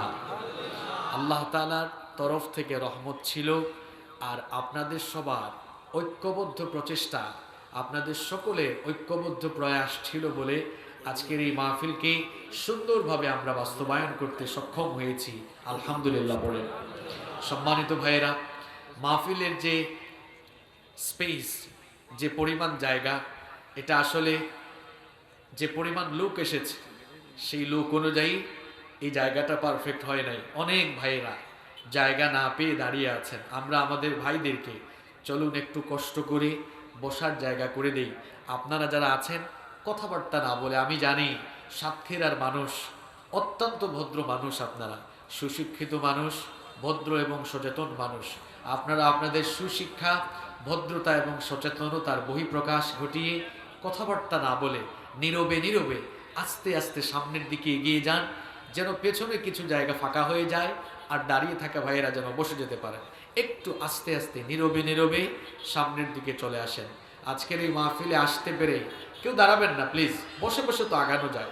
প্রিয় ভাইয়েরা, কেউ দাঁড়াবেন না প্লিজ। আজকের এই মাহফিলে আসতে পেরে আপনারা খুশি না বেজার? কম না বেশি? আমারও ওই পেছনের ভাইরা, আপনারা কি বেজার আজকের মাহফিলে এসে? সবাই খুশি তো? আপনারা কম না বেশি? আমরা খুশি। আপনারা বলছেন যে পরিমাণেও বেশি। এখন খুশিটা যে বেশি, আওয়াজটা ছোট হলে ভালো হয় নাকি বড় হলে ভালো হয়?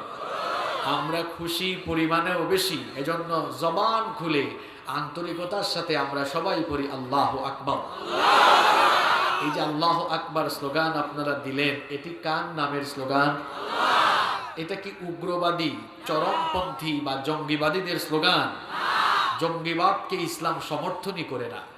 উগ্রবাদ, সন্ত্রাসবাদ, জঙ্গিবাদের শেকড়কে কেটে ফেলার জন্য পৃথিবীতে ইসলাম এসেছে, ঠিক কিনা? আমরা মাদক মুক্ত, জঙ্গিবাদ মুক্ত, সন্ত্রাস মুক্ত, উগ্রবাদ, চরমপন্থা মুক্ত একটি সুন্দর সুশৃঙ্খল সোনার বাংলাদেশ গড়তে চাই, ঠিক কিনা?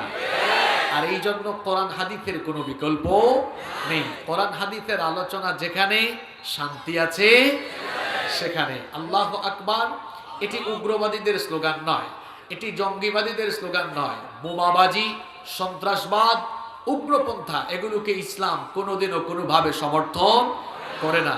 বরং ইসলামের নাম করে উগ্রবাদী, জঙ্গিবাদী, সন্ত্রাসী কর্মকাণ্ড করবে যারা, ইসলাম আর মানবতার দুশমন হলো তারা। আমরা যারা ইসলামকে ভালোবাসি, কোরআন সুন্নাহকে ভালোবাসি, আমরা সবাই শান্তিতে, নিরাপত্তায় বিশ্বাস করি, ঠিক কিনা? আমরা বিশৃঙ্খলায় বিশ্বাস করি না, বরং আমরা সুশৃঙ্খল ভাবে সুন্দর এবং ভারসাম্যপূর্ণ একটি পরিবেশ সৃষ্টিতে সব সময় ভূমিকা রাখি এবং রাখবো ইনশাআল্লাহ। আল্লাহু আকবার এটি হচ্ছে আমাদের ইমানি চেতনার স্লোগান। আমরা যখন সবাই পৃথিবীতে এসেছি, তখন আমাদের কানে সর্বপ্রথম যে সাউন্ড, সর্বপ্রথম যে আওয়াজ গিয়েছে সেটি কি? আমরা সবাই, প্রত্যেকেই, আমরা যারা মুসলমান, আমাদের সবচেয়ে বড় পরিচয় আমরা কি? আমরা আল্লাহ। আমরা সবাই কি? আমরা সবাই কি? মুসলমান। এটা আমাদের সবচেয়ে বড় পরিচয়। আমরা সবাই মুসলমান। মুসলমানের সন্তান হিসাবে পৃথিবীতে আসার পর আমাদের কানে সর্বপ্রথম যে আওয়াজ ধ্বনিত হয়েছে সেটি হচ্ছে আল্লাহু আকবার। এরপরে দেখুন, প্রত্যেকটি দিন পৃথিবীতে পূর্ব দিগন্তে সূর্য ওঠে কোন আওয়াজের মাধ্যমে? প্রত্যেক দিন পশ্চিম দিগন্তে সূর্য ডুবে যায় কোন আওয়াজের মাধ্যমে? এজন্য আল্লাহু আকবারের আওয়াজ চাইলেই বন্ধ করে দেওয়া যাবে না, কেউ এটা বন্ধ করে দিতে পারবে না। পৃথিবী আছে যতদিন আল্লাহু আকবারের আওয়াজ ধ্বনিত হবে ততদিন। আবার যখন আমরা সবাই দুনিয়া ছেড়ে চলে যাব, কেউ পৃথিবীতে থাকবো না ভাইরা, সবাই মারা যাব। Everyone will take the test of death. প্রত্যেককেই মরণের স্বাদ ভোগ করতে হবে। No one can escape from death. মৃত্যু থেকে পালিয়ে কেউ বাঁচতে পারবে না। দেখুন, আজকের রাতে আমরা এখানে বসে কোরআনের আলোচনা শুনতেছি। হতে পারে ফজরের নামাজের আগেই আমাদের গায়ের কাপড় খুলে সাদা কাপড় দিয়ে আমাদেরকে পেঁচিয়ে ফেলা হতে পারে। প্রিয় ভাইয়েরা, গতকাল রাতে পৃথিবীতে বহু মানুষ জীবিত ছিল। এদের মধ্যে কিছু কিছু মানুষ হয়তো আজকের দিনে দুনিয়া থেকে বিয়োগ হয়ে আজ রাতে তারা কবরের বাসিন্দা হয়ে গিয়েছে। আগামীকাল রাত যে আমার আপনার কবরের প্রথম রাত হবে না, এর তো কোনো গ্যারান্টি না। আমরা সবাই দুনিয়া ছেড়ে চলে যাব। It's hour final destination. এটা আমাদের সকলের চূড়ান্ত গন্তব্য। আলেম হোক, জালেম হোক, প্রেসিডেন্ট হোক, প্রধানমন্ত্রী হোক, জনগণ হোক, কুলিওয়ালা হোক, ঠেলাওয়ালা হোক, যেই মানুষ, শুধু মানুষ না, যাদের প্রাণ আছে সবাইকেই মরণের স্বাদ ভোগ করা লাগবে। এই যে আমরা দুনিয়া থেকে চলে যাব, আমাদের লাশ সামনে রেখে সালাতুল জানাজা দেওয়া হয়, তাই না? এই জানাজার নামাজ শুরু হয় কি দিয়ে? সবাই বলেন। শেষ হয় কি দিয়ে? কি বুঝলেন প্রিয় ভাইয়েরা? আমরা পৃথিবীতে এসেই প্রথম শুনেছি আল্লাহ আকবার, যাওয়ার সময়ও শুনবো কি? সুতরাং যে আল্লাহ আকবার শুনে আমরা পৃথিবীতে এসেছি, যে আল্লাহ আকবার শুনে আমরা দুনিয়া থেকে চলে যাব, এই আল্লাহ আকবারের স্লোগান, এটা আমাদের ইমানি চেতনাকে উজ্জীবিত করে দেওয়ার স্লোগান। ইমানি চেতনাকে উজ্জীবিত করে দেওয়ার স্লোগান। এই স্লোগানটি হচ্ছে বাতিলের সামনে ইমানদারদের ইমান দীপ্ত চেতনার স্লোগান। কিছু মানুষ আছে আল্লাহ আকবার এই স্লোগান শুনলে ভালো লাগে না, খারাপ লাগে। তারাও তো আমাদের ভাই, তাদেরকে তো দাওয়াত দেওয়া দরকার, বুঝানো দরকার। আমি সবসময় সেই সকল ভাইদেরকে হৃদয়ের আবেগ দিয়ে, ভালোবাসা দিয়ে তাদেরকে বলি, আমার প্রিয় ভাই, আল্লাহ আকবার স্লোগান শুনলে আপনার যদি খারাপ লাগে, আমি আপনাকে বলবো ভাই, এই অভ্যাস ত্যাগ করুন। কারণ আল্লাহ আকবার এই স্লোগানটি শোনার পরে আবু জাহাল মন খারাপ করেছে, আবু জাহালের সবচেয়ে বেশি কষ্ট লেগেছে। আল্লাহ আকবার স্লোগান শুনলে আপনার যদি কলিজা দুমড়ে মুচড়ে উঠে খারাপ লাগে, আমি বলবো একটু তাড়াতাড়ি করে আপনার শরীরে বহমান রক্তগুলো পরীক্ষা করে দেখুন, এই রক্তের ভেতরে আবু জাহালের ভাইরাস ঢুকলো কিনা, এটা ভালো করে যাচাই বাছাই করে দেখা দরকার। নইলে আল্লাহু আকবার স্লোগান শুনলেই তো আমাদের ভালো লাগে, কারণ আমরা নামাজ শুরু করি আল্লাহু আকবার দিয়ে। জীবনে আমরা পৃথিবীতে এসে শুনেছি আল্লাহু আকবার, দুনিয়া থেকে যাওয়ার সময় শুনবো আল্লাহু আকবার, যতদিন বাঁচবো স্লোগানও দিব আল্লাহু আকবার। আল্লাহ আমাদের সবাইকে কবুল করে নেন। আজকের মাহফিল বাস্তবায়নে যারা সহযোগিতা করেছেন, বিশেষ করে প্রশাসনের ভাইয়েরা আন্তরিকভাবে সাপোর্ট দিয়েছেন, আপনাদেরকে নিরাপত্তা দেওয়ার জন্য তারা এসেছেন, আলহামদুলিল্লাহ, এটি অত্যন্ত ভালো লক্ষণ। এইভাবে যদি আমাদের প্রশাসনের ভাইয়েরা মাহফিলগুলোকে সুন্দরভাবে সুশৃঙ্খলভাবে সম্পন্ন করার জন্য সব জায়গায় সহযোগিতা করেন, তাহলে সমাজ অন্যায় এবং অপরাধ মুক্ত হবে ইনশাআল্লাহ। কারণ এই মাহফিলগুলো অপরাধ মুক্ত সমাজ গঠনে ব্যাপক ভূমিকা পালন করছে। আমাদের প্রশাসনের ভাইয়েরা অস্ত্রশস্ত্র নিয়ে তারা যেভাবে অপরাধ মুক্ত সমাজ গঠনের জন্য নিরলসভাবে কাজ করে যাচ্ছেন, ঠিক তেমনিভাবে এই দেশে আলেম ওলামা যারা আছেন, বিশেষজ্ঞ ওলামায়ে কেরাম যারা আছেন, বিশেষজ্ঞ কথাটা এই কারণে বললাম, এখন তো মানুষ আলেমও চিনে না, বক্তাও চিনে না। কোরআনের এই মাহফিলগুলো আমাদের হৃদয়ের খোরাক নেওয়ার জায়গা। এই মাহফিলগুলো হলো আমাদের জন্য দিন চর্চা, জ্ঞান অর্জন, জ্ঞান বিতরণের জায়গা, ঠিক কিনা? এখানে 1 ঘন্টায় 2 ঘন্টায় বক্তব্য দিয়ে ইসলাম কায়েম করা যাবে না। এজন্য সেন্স ঠিক রাখতে হবে, ভারসাম্যপূর্ণ ভাষায়, সুন্দর এবং মার্জিত ভাষায় কথা বলতে হবে। আর আপনারাও যারা শ্রোতা আসেন, আপনাদের মধ্যেও কিছু আবেগী শ্রোতা আছেন, এটা আমরা বুঝি, বুঝতে পেরেছেন? এই যে বছরের পর বছর, যুগের পর যুগ ধরে আপনারা স্লোগান দিয়ে যাচ্ছেন, আল কোরআনের আলো ঘরে ঘরে জ্বালো। আমি তো গত 2-3 বছর ধরে সারা দেশে যেখানে আল্লাহ আমাকে কথা বলার সুযোগ দেন সেখানেই বলি, ভাই এই স্লোগানটা আপনারা দিচ্ছেন ঠিক আছে, আমি এই স্লোগানকে রেসপেক্ট করি, সম্মান করি, কিন্তু স্লোগানগুলো আমাদের সিস্টেমিক ওয়েতে হওয়া দরকার ছিল। আপনি যে আল কোরআনের আলো ঘরে ঘরে জ্বালাবেন, সমাজে জ্বালাবেন, সব জায়গায় জ্বালাবেন, এই দেশে 90% মানুষ মুসলমান, এর মধ্যে 80-82% মুসলমান এখনো কোরআন খুলে শুদ্ধ করে পড়তে পারে না। আমি কি ভুল বলেছি? তাই এটা তো ঠিক বললেন। এবার দেখেন তো স্লোগানটাকে ঠিক দিলেন। যেই দেশের 80-82% মুসলমান এখনো শুদ্ধ করে কোরআন খুলে কোরআন পড়তে জানে না, আপনি কি স্লোগান দিয়া সেই দেশে কোরআনের আইন বাস্তবায়ন করে ফেলতে পারবেন? এখন আপনি বলবেন, হুজুর আপনি কি কোরআনের আইন প্রতিষ্ঠা হোক আপনি চান না? কেন চাইবো না ভাই, তবে আমি আপনার মতো আবেগী হয়ে না, আমি বিবেকবান হয়ে কথা বলি। আমি বলি ভাই, আপনি ঘরে ঘরে জ্বালানোর আগে আপনি মানুষের হৃদয়ে হৃদয়ে কোরআনের আলো জ্বেলে দেন। যদি মানুষের হৃদয়ে হৃদয়ে কোরআনের আলো জ্বালিয়ে দেওয়া যায়, আর স্লোগান দেওয়া লাগবে না। এই আলোকিত হৃদয়ের মানুষগুলোকে দিয়ে ঘরে বাহিরে সমাজে, এক কথায় আমি যদি বলি, এই পৃথিবীর প্রতি ইঞ্চি জমির উপরে কোরআনের পতাকা একদিন পথ পথ করে উড়বে ইনশাআল্লাহ, এতে কোনো সন্দেহ নাই। এজন্য আমি যেহেতু আজ বামনখালীতে আসলাম, আমি আমার এই স্লোগানটা, এটা আমার স্লোগান নয়, আমাদের সবার স্লোগান, এটা আমি আপনাদের কাছে দিয়ে গেলাম। আপনারা এই বামনখালী থেকে কলরেয়ার বিভিন্ন প্রান্তে, সাতক্ষীরার চতুর্দিকে ছড়িয়ে দিবেন সুন্দর স্লোগান। আমরা স্লোগান এখন থেকে পরিবর্তন করে এভাবে দিব, আসলে পরিবর্তন দরকার। যুগ জামানা পাল্টে দিতে চাই না অনেকজন, এক মানুষই আনতে পারে জাতির জাগরণ। আসুন স্লোগানটা এইভাবে দেই, আল কোরআনের আলো হৃদয়ে হৃদয়ে জালো। হয়তো স্লোগানটা একটু আনকমন, কিন্তু বলতে বলতে কমন হয়ে যাবে যদি হৃদয়ে হৃদয়ে জ্বলে যায়। আচ্ছা, আপনাদের সবার হৃদয়ে যদি কোরআনের আলো থাকে, ঘরে জ্বলবে না? সমাজে জ্বলবে না? কারণ এই মানুষ দিয়েই তো সমাজ গঠিত হয়েছে, এই সমাজের মানুষদেরকে নিয়ে তো রাষ্ট্র গঠিত হয়েছে। সিস্টেমিক ওয়েতে স্লোগান হোক। একটু রিহার্সাল করে আপনাদেরকে দিই, যাদের ফেসবুক অ্যাকাউন্ট আছে, আজকের মাহফিল শেষে ফেসবুকে একটা পোস্ট দিবেন, আল কোরআনের আলো হৃদয়ে হৃদয়ে জালো। তাইলে একটু দাওয়াতি কাজ হয়ে গেল না? এই ফেসবুক একটা সময় ছিল হাসি তামাশা আড্ডা দেওয়ার কারখানা। আলহামদুলিল্লাহ, এখন যুবক আর তরুণরা এই ফেসবুককে কোরআন হাদিসের বাণী প্রচারের একটা প্ল্যাটফর্ম বানিয়ে ফেলেছে। আলহামদুলিল্লাহ। এজন্য আমার যুবক তরুণ ভাইয়েরা, যাদের ফেসবুক অ্যাকাউন্ট আছে, মা বোন সহ সবাইকে বলবো, আজ একটা পোস্ট করবেন, আবার এখন মোবাইল বের করেন না, মাহফিল শেষে কি লিখবেন? আল কোরআনের আলো হৃদয়ে হৃদয়ে জালো। পছন্দ হয়েছে স্লোগানটা আপনাদের? একটু রিহার্সাল করে দিই। আমি বলবো আল কোরআনের আলো, আপনারা সবাই বলবেন হৃদয়ে হৃদয়ে। বলতে পারবেন না? দেখি একটু পরীক্ষা হয়ে যাক কেমন পারেন। আল কোরআনের আলো,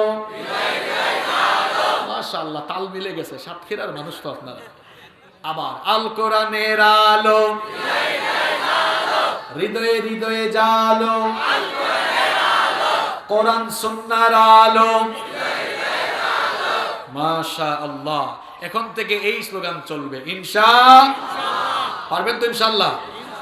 সম্মানিত ভাইয়েরা, যেহেতু গ্যাদারিং বেশি হয়ে গিয়েছে, গরমের দিন, আমি লম্বা কথা বলে আপনাদেরকে কষ্ট দিব না। জীবন পরিবর্তনমূলক, আমাদের জীবনটা যেন সুন্দর হয়, আমাদের ব্যক্তি জীবন সুন্দরভাবে যেন গড়ে ওঠে, আমরা যেন জান্নাত উপযোগী জীবন গঠন করতে পারি, সেই আলোকে আল্লাহর কালাম থেকে, আল্লাহর কোরআন থেকে হেদায়াতি কিছু কথা আপনাদের সামনে তুলে ধরব। আমি সহ আমরা সবাই যেন আমলের নিয়তে, বলার শোনার নিয়তে আমরা যেন প্রত্যেকটি কথা শুনি। আল্লাহ আমাদের সবাইকে তৌফিক দান করেন।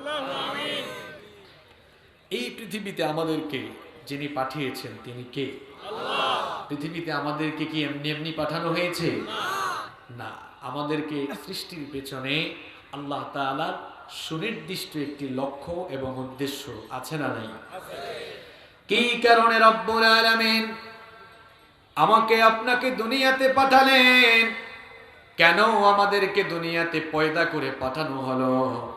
কোরআনুল কারীমের 51 নম্বর সূরা, সূরাতুয যারিয়াতের 56 নম্বর আয়াতের মাধ্যমে রব্বুল আলামিন আমাদেরকে জানিয়ে দিলেন ওয়ামা খালাকাতুল জিন্না ওয়াল ইনসা ইল্লা লিয়াবুদুন। I didn't create the jinn kind and mankind except my worship. আল্লাহ তাআলা বলছেন আমি পৃথিবীতে জিন আর মানব জাতিকে আমার গোলামি ছাড়া, আমার দাসত্ব ছাড়া অন্য কিছুর জন্য সৃষ্টি করি নাই।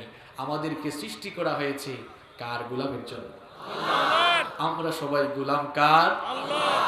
আমরা শুধু গোলাম নই, গোলামের ঘরের গোলাম, বান্দির ঘরের গোলাম। আমাদের বাপ দাদা 14 গোষ্ঠী কার গোলাম? আল্লাহ। আমাদেরকে দুনিয়াতে পাঠানো হয়েছে আল্লাহর গোলামের জন্য, আল্লাহর ইবাদতের জন্য। আমরা যেন আল্লাহর গোলামি না করি, আমরা যেন আল্লাহর ইবাদত না করি, আমাদেরকে আল্লাহর ইবাদত থেকে, আল্লাহর গোলামি থেকে ফিরিয়ে রাখার জন্য একজন সব সময় চেষ্টা চালায়। বলেন তো দেখি তার নাম কি? তার নাম কি? ইবলিস। এই ইবলিস সে কি মূলত শয়তান ছিল? প্রথমে সে কি ছিল? ফেরেশতা নয় শুধু ভাই, ফেরেশতাদের সর্দার ছিল। ফেরেশতাদের কি ছিল? সর্দার ছিল। কিন্তু আল্লাহর আদেশ অমান্য করে অহংকারী আচরণ করার কারণে ফেরেশতাদের সর্দার থেকে সে শয়তানের সর্দার হয়ে গেল। এবং শয়তানের সর্দার হওয়ার পরে সে আল্লাহর সাথে চ্যালেঞ্জ করে এসেছে যে আমি মানুষকে সামনে পেছনে ডানে বামে চতুর্দিক থেকে ধোঁকা দিয়ে প্রতারণার জাল বিস্তার করে এদেরকে আমি সবসময় আল্লাহর গোলামি থেকে বিরত রাখার চেষ্টা করব। এবং সে তার ওই প্রতিশ্রুতি রক্ষা করে আসলেই আমাদেরকে প্রতিনিয়ত আল্লাহর ইবাদত থেকে বিচ্যুত রাখার কাজ করে যাচ্ছে। এবার সবাই বলেন তো দেখি ভাইয়েরা, এই শয়তানের বয়স আমাদের চেয়ে কম না বেশি? অনেক বেশি। সে তো যখন মানুষ ছিল না তখন শয়তান ছিল, তাই না? তার বুদ্ধি আমাদের চেয়ে কম না বেশি? হ্যাঁ, বয়সেও পাক না, বুদ্ধিতেও পাক না। দুই দিকেই, বয়সে বুদ্ধিতে শয়তান আপনার চেয়ে এগিয়ে না পিছিয়ে? এই শয়তান কখনোই চায় না আপনি ভালো কাজ করুন, আপনি আল্লাহর পথে চলুন। এটা শয়তান কখনো চায় না। যারা ওই শয়তানের ধোঁকা থেকে নিজেদেরকে বাঁচিয়ে আল্লাহর ইবাদত করে যাচ্ছে, ওই লোকগুলো নিজেদের জীবনকে পরিশুদ্ধ করে ফেলেছে, পরিশুদ্ধিতার পথে তারা রয়েছে এবং তারা সফলকাম হয়ে জান্নাতে যাবে। জান্নাত দিবেন কি? আল্লাহ। আর যেই মানুষেরা দুনিয়াতে ওই শয়তানের ধোঁকায়, ওই শয়তানের প্রতারণার ফাঁদে আটকে শয়তানের গোলাম হয়ে বা শয়তানের মুরিদ হয়ে শয়তানের পথে জীবন পরিচালনা করছে, এরা ব্যর্থ হয়ে জাহান্নামে চলে যাবে। এই জন্য রব্বুল আলামিন কুরআনুল কারীমের 91 নম্বর সূরা সূরাতুশ শামসের 9 নম্বর আয়াত থেকে বলেছেন قد أفلح من زكاها وقد خاب من دساها। আল্লাহ তাআলা বলছেন অবশ্যই সে ব্যক্তি সফলকাম হয়েছে যে নিজেকে পাপ পঙ্কিলতা থেকে পরিশুদ্ধ রাখতে পেরেছে, আর সে ব্যক্তি দলিত মথিত এবং ব্যর্থ হয়েছে যে নিজেকে শয়তানের প্ররোচনায় পাপের সাগরে ডুবিয়ে দিয়েছে। এই জন্য গুনাহ থেকে আমরা সবাই বাঁচতে চাই কি চাই না? শয়তানের ফাঁদ থেকে, শয়তানের প্রতারণার জাল থেকে, শয়তানের প্ররোচনা থেকে কারা কারা বাঁচতে চান না? হাত তুলেন তো। মানে আমি আলোচনার শুরুতেই একটু টেস্ট করে নিলাম যে আল্লাহর কোন কোন কুতুবরা অমনোযোগী হয়ে আলোচনা শুনতেছে। তো কয়েকজন আমি পেয়ে গেছি যাদের কোনো মনোযোগ নাই। এরকম থাকলে হবে না। আমি একাডেমিক ওয়েতে কথা বলবো। আমি জানি আপনারা শিক্ষিত মানুষ, এই মাহফিলগুলোকে আপনারা জ্ঞান অর্জনের জায়গা বানান প্লিজ। যতগুলো কথা বলবো আমি ধারণা করছি সম্ভবত 2 দিনের মাহফিল তো কয়েক লক্ষ টাকা খরচ হয়ে গিয়েছে। লক্ষ লক্ষ টাকা খরচ করে এই মাহফিলের আয়োজন হয়েছে এখানে আলতু ফালতু কথা বলে সময় কাটিয়ে চলে যাওয়ার জন্য নয়। যদি কিছু জ্ঞান এখান থেকে বিতরণ না হয় এই চেয়ারের আমানত রক্ষা হবে না। আর আপনারা যদি কিছু জ্ঞান অর্জন করে এখান থেকে না যান, মাহফিল আয়োজনের কোনো সার্থকতা থাকবে না। এজন্য আমি আপনাদের সবাইকে অনুরোধ করব, জ্ঞান অর্জনের নিমিত্তে, জ্ঞান অর্জনের উদ্দেশ্যে প্রত্যেকটি কথা আপনারা শুনবেন ইনশাআল্লাহ। যারা হাত তুলেছেন অসুবিধা নাই, ভুল করে তুলেছেন, আল্লাহর নাম গফফার, তিনি ক্ষমাশীল। আপনি ভুল করলে আল্লাহ আপনাকে ক্ষমা করার জন্য রেডি আছেন। সুবহানাল্লাহ। সম্মানিত ভাইরা, তাহলে গুনাহ থেকে আমরা বাঁচতে চাই কি চাই না? এখন গুনাহের দিকে, পাপের দিকে আমাদেরকে নিয়ে যেতে চায় যে, তার নাম, সবাই বলতে হবে, তার নাম কি? ওই শয়তানের ধোঁকা থেকে বাঁচবেন কিভাবে? গুনাহ থেকে বাঁচবেন কিভাবে? নিজেকে পাপ থেকে বাঁচিয়ে রাখবেন কিভাবে? আজ আপনাদেরকে সেই কথাগুলো কোরআন থেকে, হাদিস থেকে শুনিয়ে যাব ইনশাআল্লাহ। আমি আশা করছি যারা ফুললি কনসেন্ট্রেট হয়ে, একেবারে সম্পূর্ণভাবে মনোযোগী হয়ে যারা আজ কথাগুলো শুনবেন, জীবন পরিবর্তনে এই আলোচনা, কোরআন হাদিসের কথাগুলো ভূমিকা রাখবে ইনশাআল্লাহ। তাহলে আমরা সবাই গুনাহ থেকে বাঁচতে চাই, সবাই একমত? গুনাহ থেকে বাঁচার 12টি উপায় কোরআন থেকে, হাদিস থেকে আজ আপনাদেরকে বলে যাব ইনশাআল্লাহ। তাহলে আমরা আজ যে বিষয়ে কথা শুনছি, গুনাহ থেকে বাঁচার কয়টি উপায়, গুনাহ থেকে বাঁচার কয়টি আমল, জোরে বলতে হবে, কয়টি? গুনাহ করেন না এমন কে আছে? গুনাহ করেন না, পাপ করেন না এমন কে আছেন? সাহস থাকলে হাত তুলেন, দাঁড়ান আপনি, দেখি আপনার চেহারা খানা। আমি নিজেও তো মনের অজান্তে হয়তো গুনাহের দিকে চলে যাই। গুনাহ থেকে কেউ আমরা মুক্ত নই। এজন্য এমন একটি টপিক সিলেক্ট করলাম যা মা বোনদের জন্য, আপনাদের জন্য, ছোট থেকে নিয়ে বড় সবার জন্য এই বিষয়টি ইফেক্টিভ হবে ইনশাআল্লাহ। তাহলে সবাই কম বেশি গুনাহ আমরা করি। এই গুনাহ থেকে আমরা নিজেদেরকে বাঁচিয়ে রাখতে চাই কি চাই না? গুনাহ থেকে আমরা বাঁচতে পারবো কয়টা কাজ করলে? জোরে বলতে হবে, কয়টি? আরো জোরে, কয়টি? সাতক্ষীরার মতো আওয়াজ দিবেন। তাহলে চলুন শুরু করে দিই। মুখস্থ করে ফেলবেন। যাদের কাছে স্মার্টফোন আছে নোট শুরু করে দিবেন। নোট করতে পারবেন না ইনশাআল্লাহ?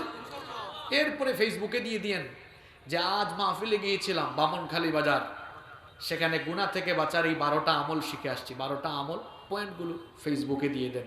তাইলে অনেক ভাইদের কাছে এই দাওয়াতি পোস্ট চলে যাবে না ইনশাআল্লাহ? ইনশাআল্লাহ। ফেসবুককে, সোশ্যাল মিডিয়াকে আমরা চাইলে ইসলামের কল্যাণেও কাজে লাগাতে পারি। শুধু আপনাকে চাইতে হবে ইনশাআল্লাহ। ইনশাআল্লাহ বলেন।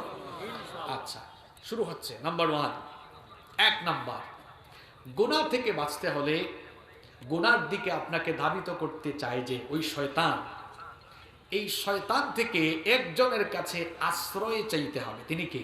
আল্লাহ। তিনি কে? আল্লাহ। আচ্ছা বলেন তো, ইউনাইটেড স্টেট অফ আমেরিকার প্রেসিডেন্ট জো বাইডেন, এমনকি রাশিয়ার যে পুতিন আছে, সে তো এখন পশ্চিমা বিশ্বকেও বুড়ি আঙ্গুল দেখায়। ন্যাটো, পশ্চিমা বিশ্ব কাউকে সে ভয় পায় না। এই পুতিন বলেন, জো বাইডেন বলেন, কারো কি বাপের কোনো ক্ষমতা আছে যে শয়তান থেকে আপনারা বাঁচাইতে পারবে? শয়তান থেকে তো তারা নিজেদেরকে নিজেই বাঁচাইতে পারে না, ঠিক কি না?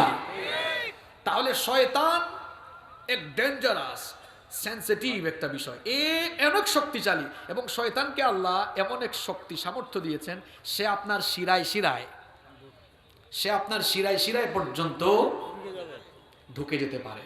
শয়তানকে এই সুযোগ দিয়েছেন কে? আল্লাহ। পৃথিবীতে এমন কোন যন্ত্র এখনো আবিষ্কার হয় নাই যে যন্ত্র দিয়ে শয়তানের মোকাবেলা করা যায়।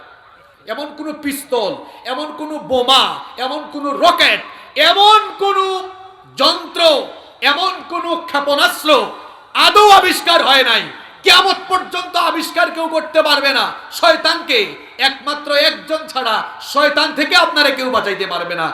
সবাই আওয়াজ করে বলেন, তিনি কি? আল্লাহ।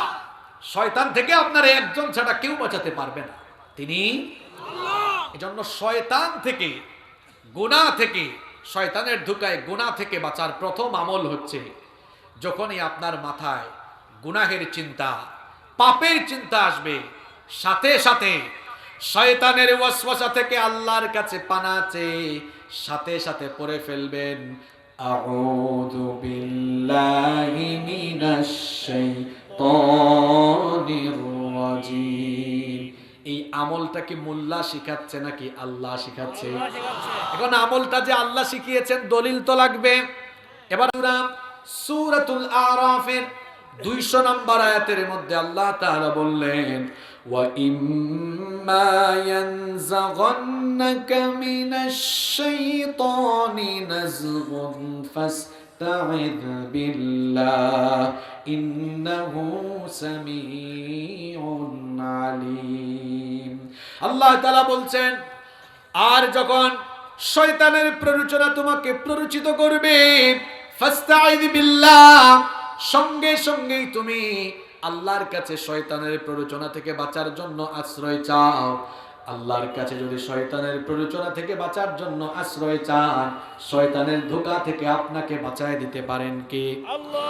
বুখারী এবং মুসলিম শরীফে হাদিস এসেছে, নবী করিম সাল্লাল্লাহু আলাইহি ওয়াসাল্লামের সামনে দুজন লোক ঝগড়া করছিল। ঝগড়াঝাটির এক পর্যায়ে একজন আর একজনকে অশ্রাব্য এবং বিশ্রী ভাষায় গালিগালাজ শুরু করলো।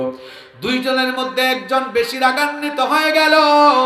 বেশি রাগান্বিত হয়ে সে তার হিতাহিত জ্ঞান হারিয়ে ফেলার উপক্রম হয়ে গেল। এই চিত্র দেখে নবীজি বললেন, ইন্নী লা আ'লামু কালিমাতান লাউ ক্বালাহা লাযাহাবা আনহু মা ইয়াজিদ। নবীজি বললেন, আমি এমন একটি সেন্টেন্স, এমন একটি বাক্য, এমন একটি দোয়া জানি, এই বাক্যটি, এই দোয়াটি যদি ওই রাগান্বিত ব্যক্তি একবার পড়ে ফেলে তাহলে তার রাগ দূর করে দিবেন কে? আল্লাহ। নবীজি তখন বললেন, সে যদি তাআউয অর্থাৎ ইস্তিআযা অর্থাৎ আউযু বিল্লাহি মিনাশ শাইতানির রাজিম পড়ে ফেলে তাহলে তার যে রাগ এসেছে ওই রাগগুলো দূর করে দিবেন কে? আমরা অনেকে অনেক সময় রাগ করে সিদ্ধান্ত নিয়ে ফেলি, আছে না নাই? খবরদার ভাইয়েরা, রাগ করে কোনোদিনও সিদ্ধান্ত নিতে যাবেন না। রাগের মাথায় যে সিদ্ধান্ত নিবেন বেশিরভাগ ক্ষেত্রে সিদ্ধান্তটা ভুল হওয়ার সম্ভাবনা আছে না নাই? এজন্য রাগ উঠলে দাঁড়ানো থাকলে বসে যাবেন, বসা থাকলে শুয়ে যাবেন। যদি রাগে আপনি আপনার হিতাহিত জ্ঞান হারিয়ে ফেলার উপক্রম হয়ে যায়, নবীজি আমল শিখালেন সাথে সাথেই পড়ে নেবেন আউযু বিল্লাহি মিনাশ শাইতানির রাজিম। রাগ উঠুক, পাপের চিন্তা মাথায় আসুক, গুনাহের চিন্তা মাথায় চলে এসেছে। একজন ঘুষের টাকা নিয়ে আসছে, রে 1 লাখ টাকার বান্ডিল, লোভ সামলাইতে পারতেছে না।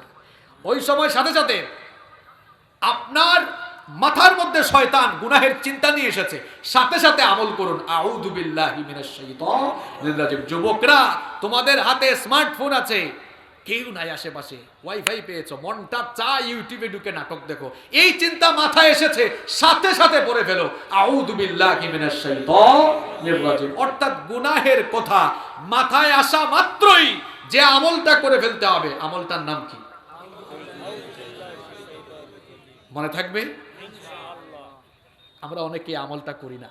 গুনার চিন্তা মাথায় আসে, পাপের চিন্তা মাথায় আসে, আউযু বিল্লাহ পড়ি না। মনটা চায়, এটা মনের চাওয়া আর কি, মনটা চায়। যুবকরা, মাশাআল্লাহ, চেয়ারম্যান সাহেব তো বসে বসেই পুস্ট মেরে দিয়েছেন, আলহামদুলিল্লাহ পড়েন।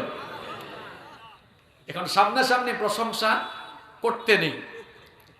আজকের মাহফিলে হয়তো আমি স্টেজে উঠতেও পারতাম না, এরকম একটা পরিস্থিতি তৈরি হয়ে গিয়েছিল। আপনারা তো অনেকে জানেনও না, চেয়ারম্যান সাহেব প্রশাসনের ভাইদের সাথে সমন্বয় করে সুন্দর একটি, আল্লাহর রহমতে এখন সুন্দর একটি এনভায়রনমেন্ট তৈরি হয়েছে, আলহামদুলিল্লাহ। চেয়ারম্যান সাহেবকে যেন আল্লাহ তাআলা এর জন্য উত্তম জাযা দান করেন। আমিন।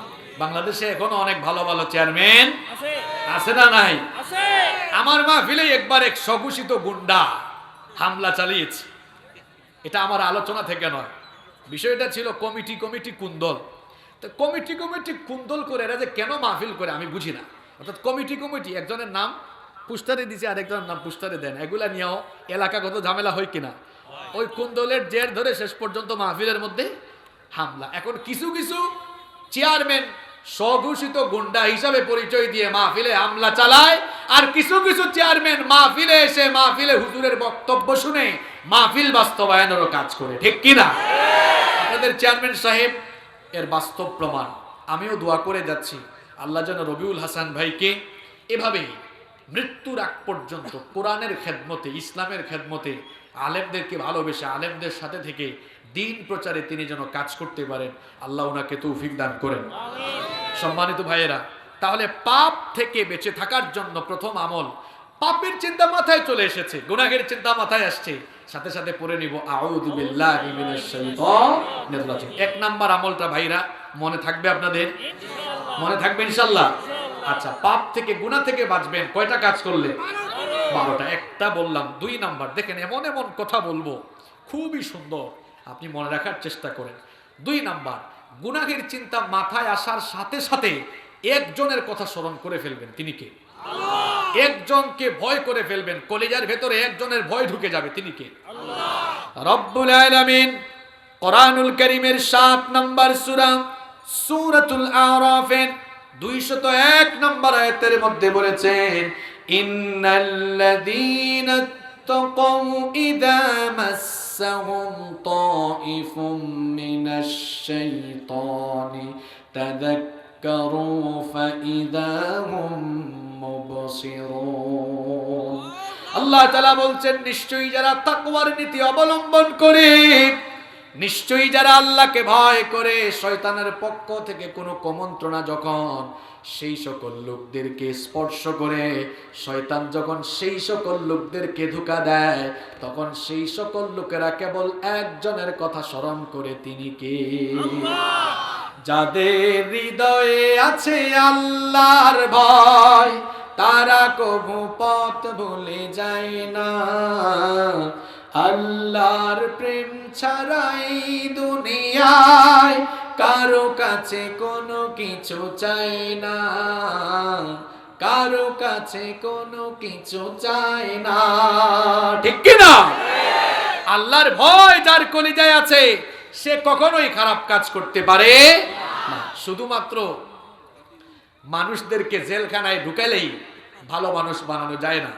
মাঝে মাঝে এমন চিত্র আমরা দেখি যে অন্যায় করে জেলে গিয়েছে, জামিন নিয়ে বের হওয়ার পরে তার অন্যায় অপরাধ জগতে আরো প্রমোশন হয়েছে। আগে চুর ছিল, বের হয়ে ডাকাইত হইছে, এরকমও আছে না নাই? আছে। এর মানে কি আইন মানুষকে ভালো বানাতে পারছে না? এর মানে এই না। আইন অবশ্যই সমাজ এবং রাষ্ট্রে বিশৃঙ্খলা দূর করে ভারসাম্যপূর্ণ সমাজ, সুন্দর সুশৃঙ্খল সমাজ রাষ্ট্র গঠনে কাজ করে যাচ্ছে, এতে কোনো সন্দেহ নাই।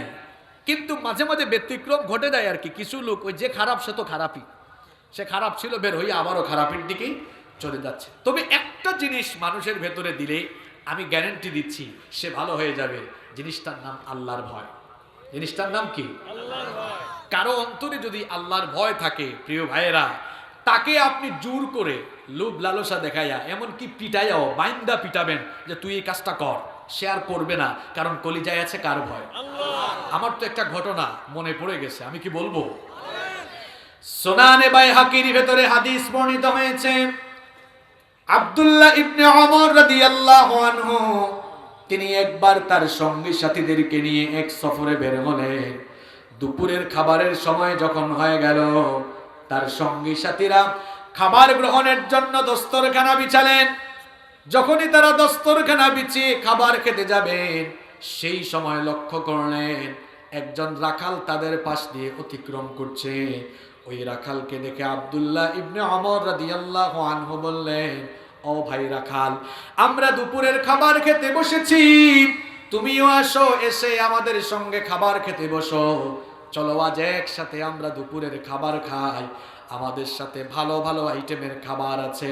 রাখাল তখন বলল, মুসাফির, তুমি বা তোমরা যে আমাকে দুপুরের খাবার গ্রহণের জন্য দাওয়াত দিয়েছো, সেই জন্য তোমাদেরকে মোবারকবাদ জানাচ্ছি, ধন্যবাদ জানাচ্ছি, কিন্তু আমি তো তোমাদের সাথে খাবার খেতে পারবো না। আব্দুল্লাহ ইবনে ওমর রাদিয়াল্লাহু আনহু বললেন, কেন খাবার খেতে পারবে না? রাখাল তখন বলল, আমি রোজা রেখেছি, এই জন্য তোমাদের সাথে খাবার খেতে পারবো না। আব্দুল্লাহ ইবনে ওমর রাদিয়াল্লাহু আনহু বললেন, এখন রমজান মাস নয়, তাহলে নিশ্চয়ই তুমি নফল রোজা রেখেছ। মরুভূমির এই রুক্ষ আবহাওয়ায় আপনারা যারা সৌদি আরবে বা আরব দেশগুলোতে গিয়েছেন, তারা দেখেছেন মরুভূমির বালিগুলো খুব অগ্নিতপ্ত থাকে। আব্দুল্লাহ ইবনে ওমর রাদিয়াল্লাহু আনহু তাকে বললেন, মরুভূমির এই অগ্নিতপ্ত বালুতে, এই রুক্ষ আবহাওয়ায়, প্রচন্ড গরমের মধ্যে বিরাট এই পশুর পাল নিয়ে তুমি এসেছো। প্রচন্ড গরমে তুমি তো পিপাসার্থ, ক্ষুধার্ত হয়ে গিয়েছো। তুমি রাখাল মানুষ, সব সময় ভালো ভালো মেনু, ভালো ভালো আইটেমের খাবার পাও না।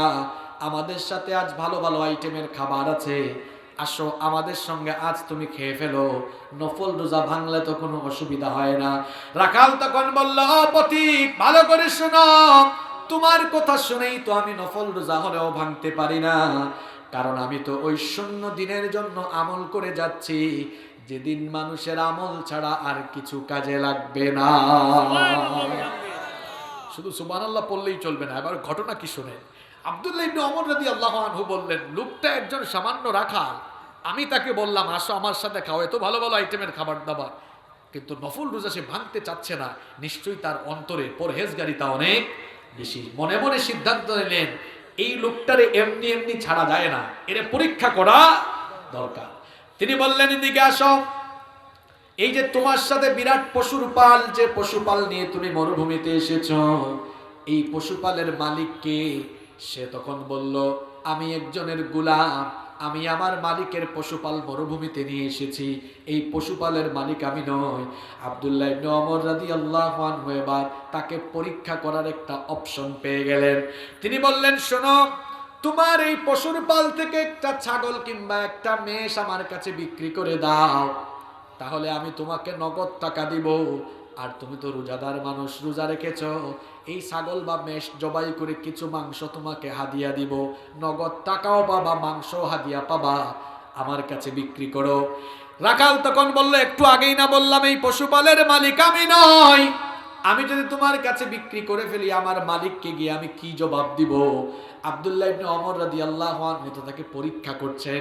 তাকে বললেন, শোনো, বিরাট পশুর পাল নিয়ে মরুভূমিতে আসলে বাঘের আক্রমণ হতে পারে, এটা সবাই জানে। আর বাঘ আক্রমণ করলে 1-2টা পশু তো খেতে পারে। এটা তুমি তোমার মালিককে বললে দেখবা তোমার মালিককে তুমি বুঝ দিতে পারবা, সে কিছু মনে করবে না। তুমি যে কোনো কায়দায় তোমার মালিককে চাইলে বুঝ দিতে পারবা, আমার কাছে বিক্রি করলে নগদ টাকা পাবা, পাশাপাশি কিছু মাংস হাদিয়া পাবা। লোকটা রাখাল হলো। রাখাল ছেলেটি তখন বলল, ও মুসাফির, এবার তুমি আমাকে বলো, আমি যদি মিথ্যা বলে ধোঁকাবাজি করে আমার মালিককে গিয়ে আমি যে কোনো কায়দায় বুঝ দিয়ে দেই, আমি হয়তো মিথ্যা বলে ধোঁকা দিয়ে আমার মালিককে বুঝ দিয়ে দিতে পারবো, কিন্তু তোমার কাছে প্রশ্ন হচ্ছে, আইন আল্লাহ, আমার আল্লাহ কোথায়? আমার আল্লাহ কোথায়? মিথ্যা বলে ধোঁকাবাজি করে আমি যদি আমার মালিককে গিয়ে বুঝও দিয়ে দেই, বলো তো আমার মালিকের মালিক, তোমার মালিক, আমার মালিক, গোটা বিশ্ব জাহানের মালিক আল্লাহ তাআলাকে ধোঁকা দেওয়া তো কারো দ্বারা সম্ভব নয়। আল্লাহু আকবার। দেখেছেন প্রিয় ভাইয়েরা, আল্লাহর ভয় কারে কয়? এই লোকটা চাইলে তার ছাগল বিক্রি করে, মেষ বিক্রি করে নগদ টাকা ইনকাম করতে পারতো না? পারতো কি না? আব্দুল্লাহ ইবনে ওমর রাদিয়াল্লাহু আনহু তাকে তো বুদ্ধিও শিখাই দিয়েছেন কেমনে কি বুঝ দেওয়া লাগবে, কিন্তু লোকটার অন্তরে আছে কার ভয়? কার ভয়?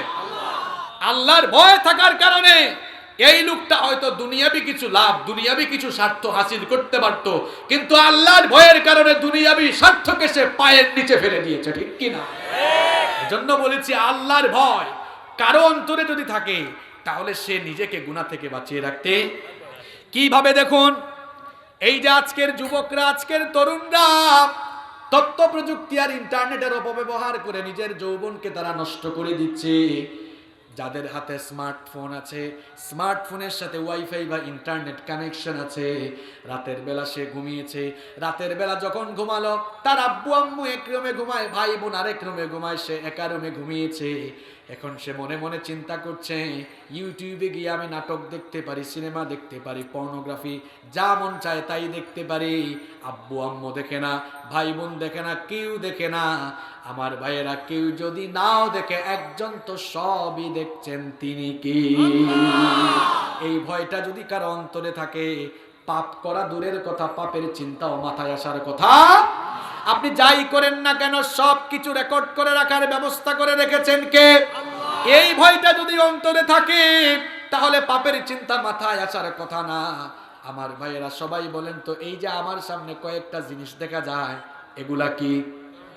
আরেকটু জোরে বলতে হবে, এগুলো কি? এই ক্যামেরার কাজ কি? এই ক্যামেরা অডিও ভিডিও রেকর্ড করে রাখতে পারে। এই যে আমি কথা বলছি, আমার কথাবার্তা, বডি ল্যাঙ্গুয়েজ সব কিন্তু ভিডিও অডিও ধারণ হয়ে যাচ্ছে। এবার প্রশ্ন হলো আপনাদের কাছে, এই ক্যামেরা আবিষ্কার করেছে কে? আরো জোরে বলেন। উত্তর তো ঠিক আছে, মানুষ। সবাই জোরে বলেন, ক্যামেরা আবিষ্কার করেছে কে?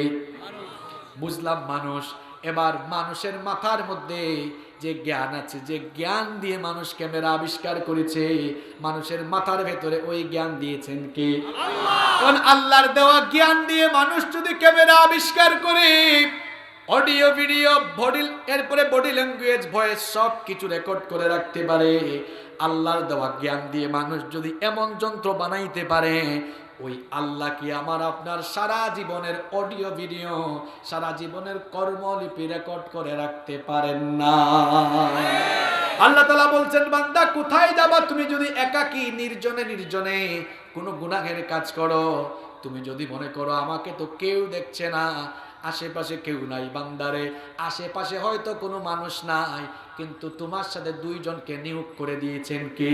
আল্লাহ রব্বুল আলামিন বলছেন, ওয়া ইন্না আলাইকুম লাহাফিজিনা কিরামান কাতিবিনা ইয়ালামুনা মা তাফআলুন।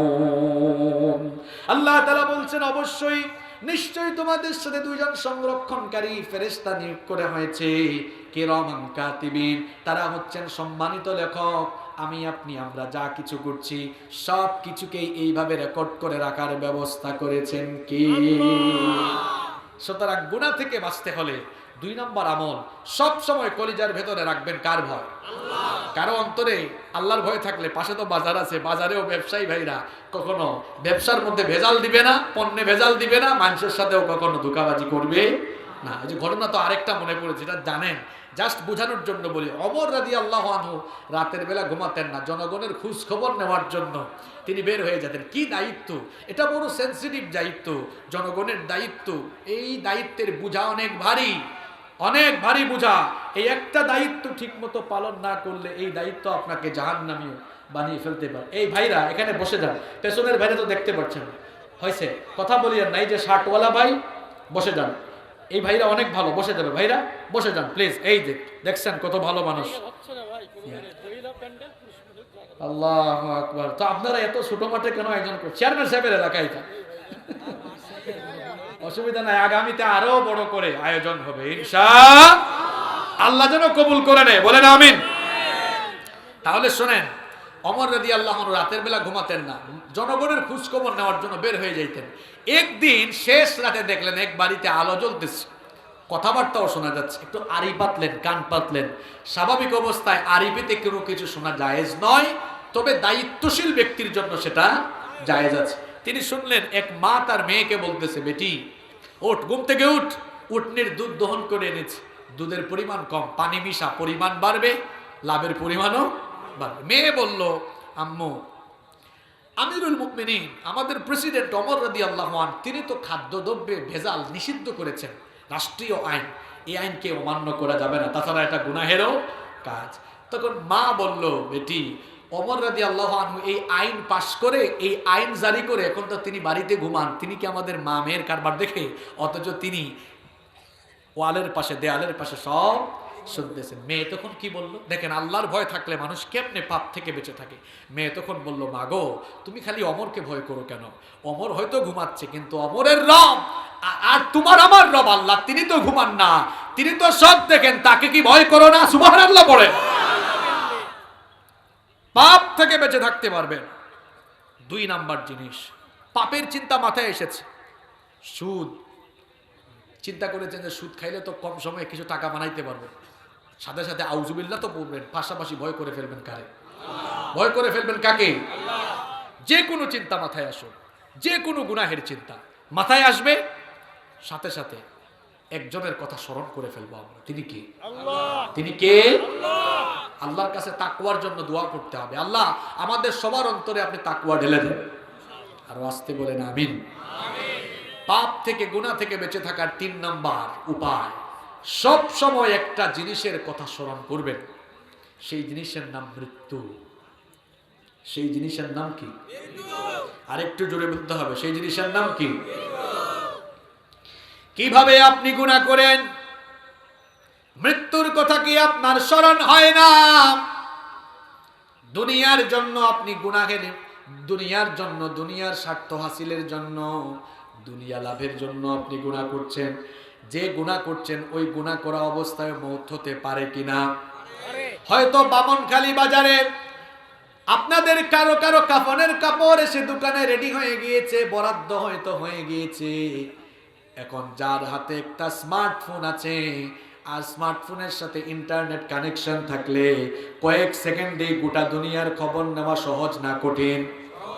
গোটা দুনিয়ার খবর হয়তো আপনি কয়েক সেকেন্ডে নিয়ে ফেলতে পারেন, কিন্তু আমার ভাইরা, আমার বাবারা, আমরা তো কেউ জানি না আমাদের কার জন্য কাফনের কাপড় এসে দোকানে রেডি হয়ে আছে। কেউ জানেন আপনারা? কেউ জানেন?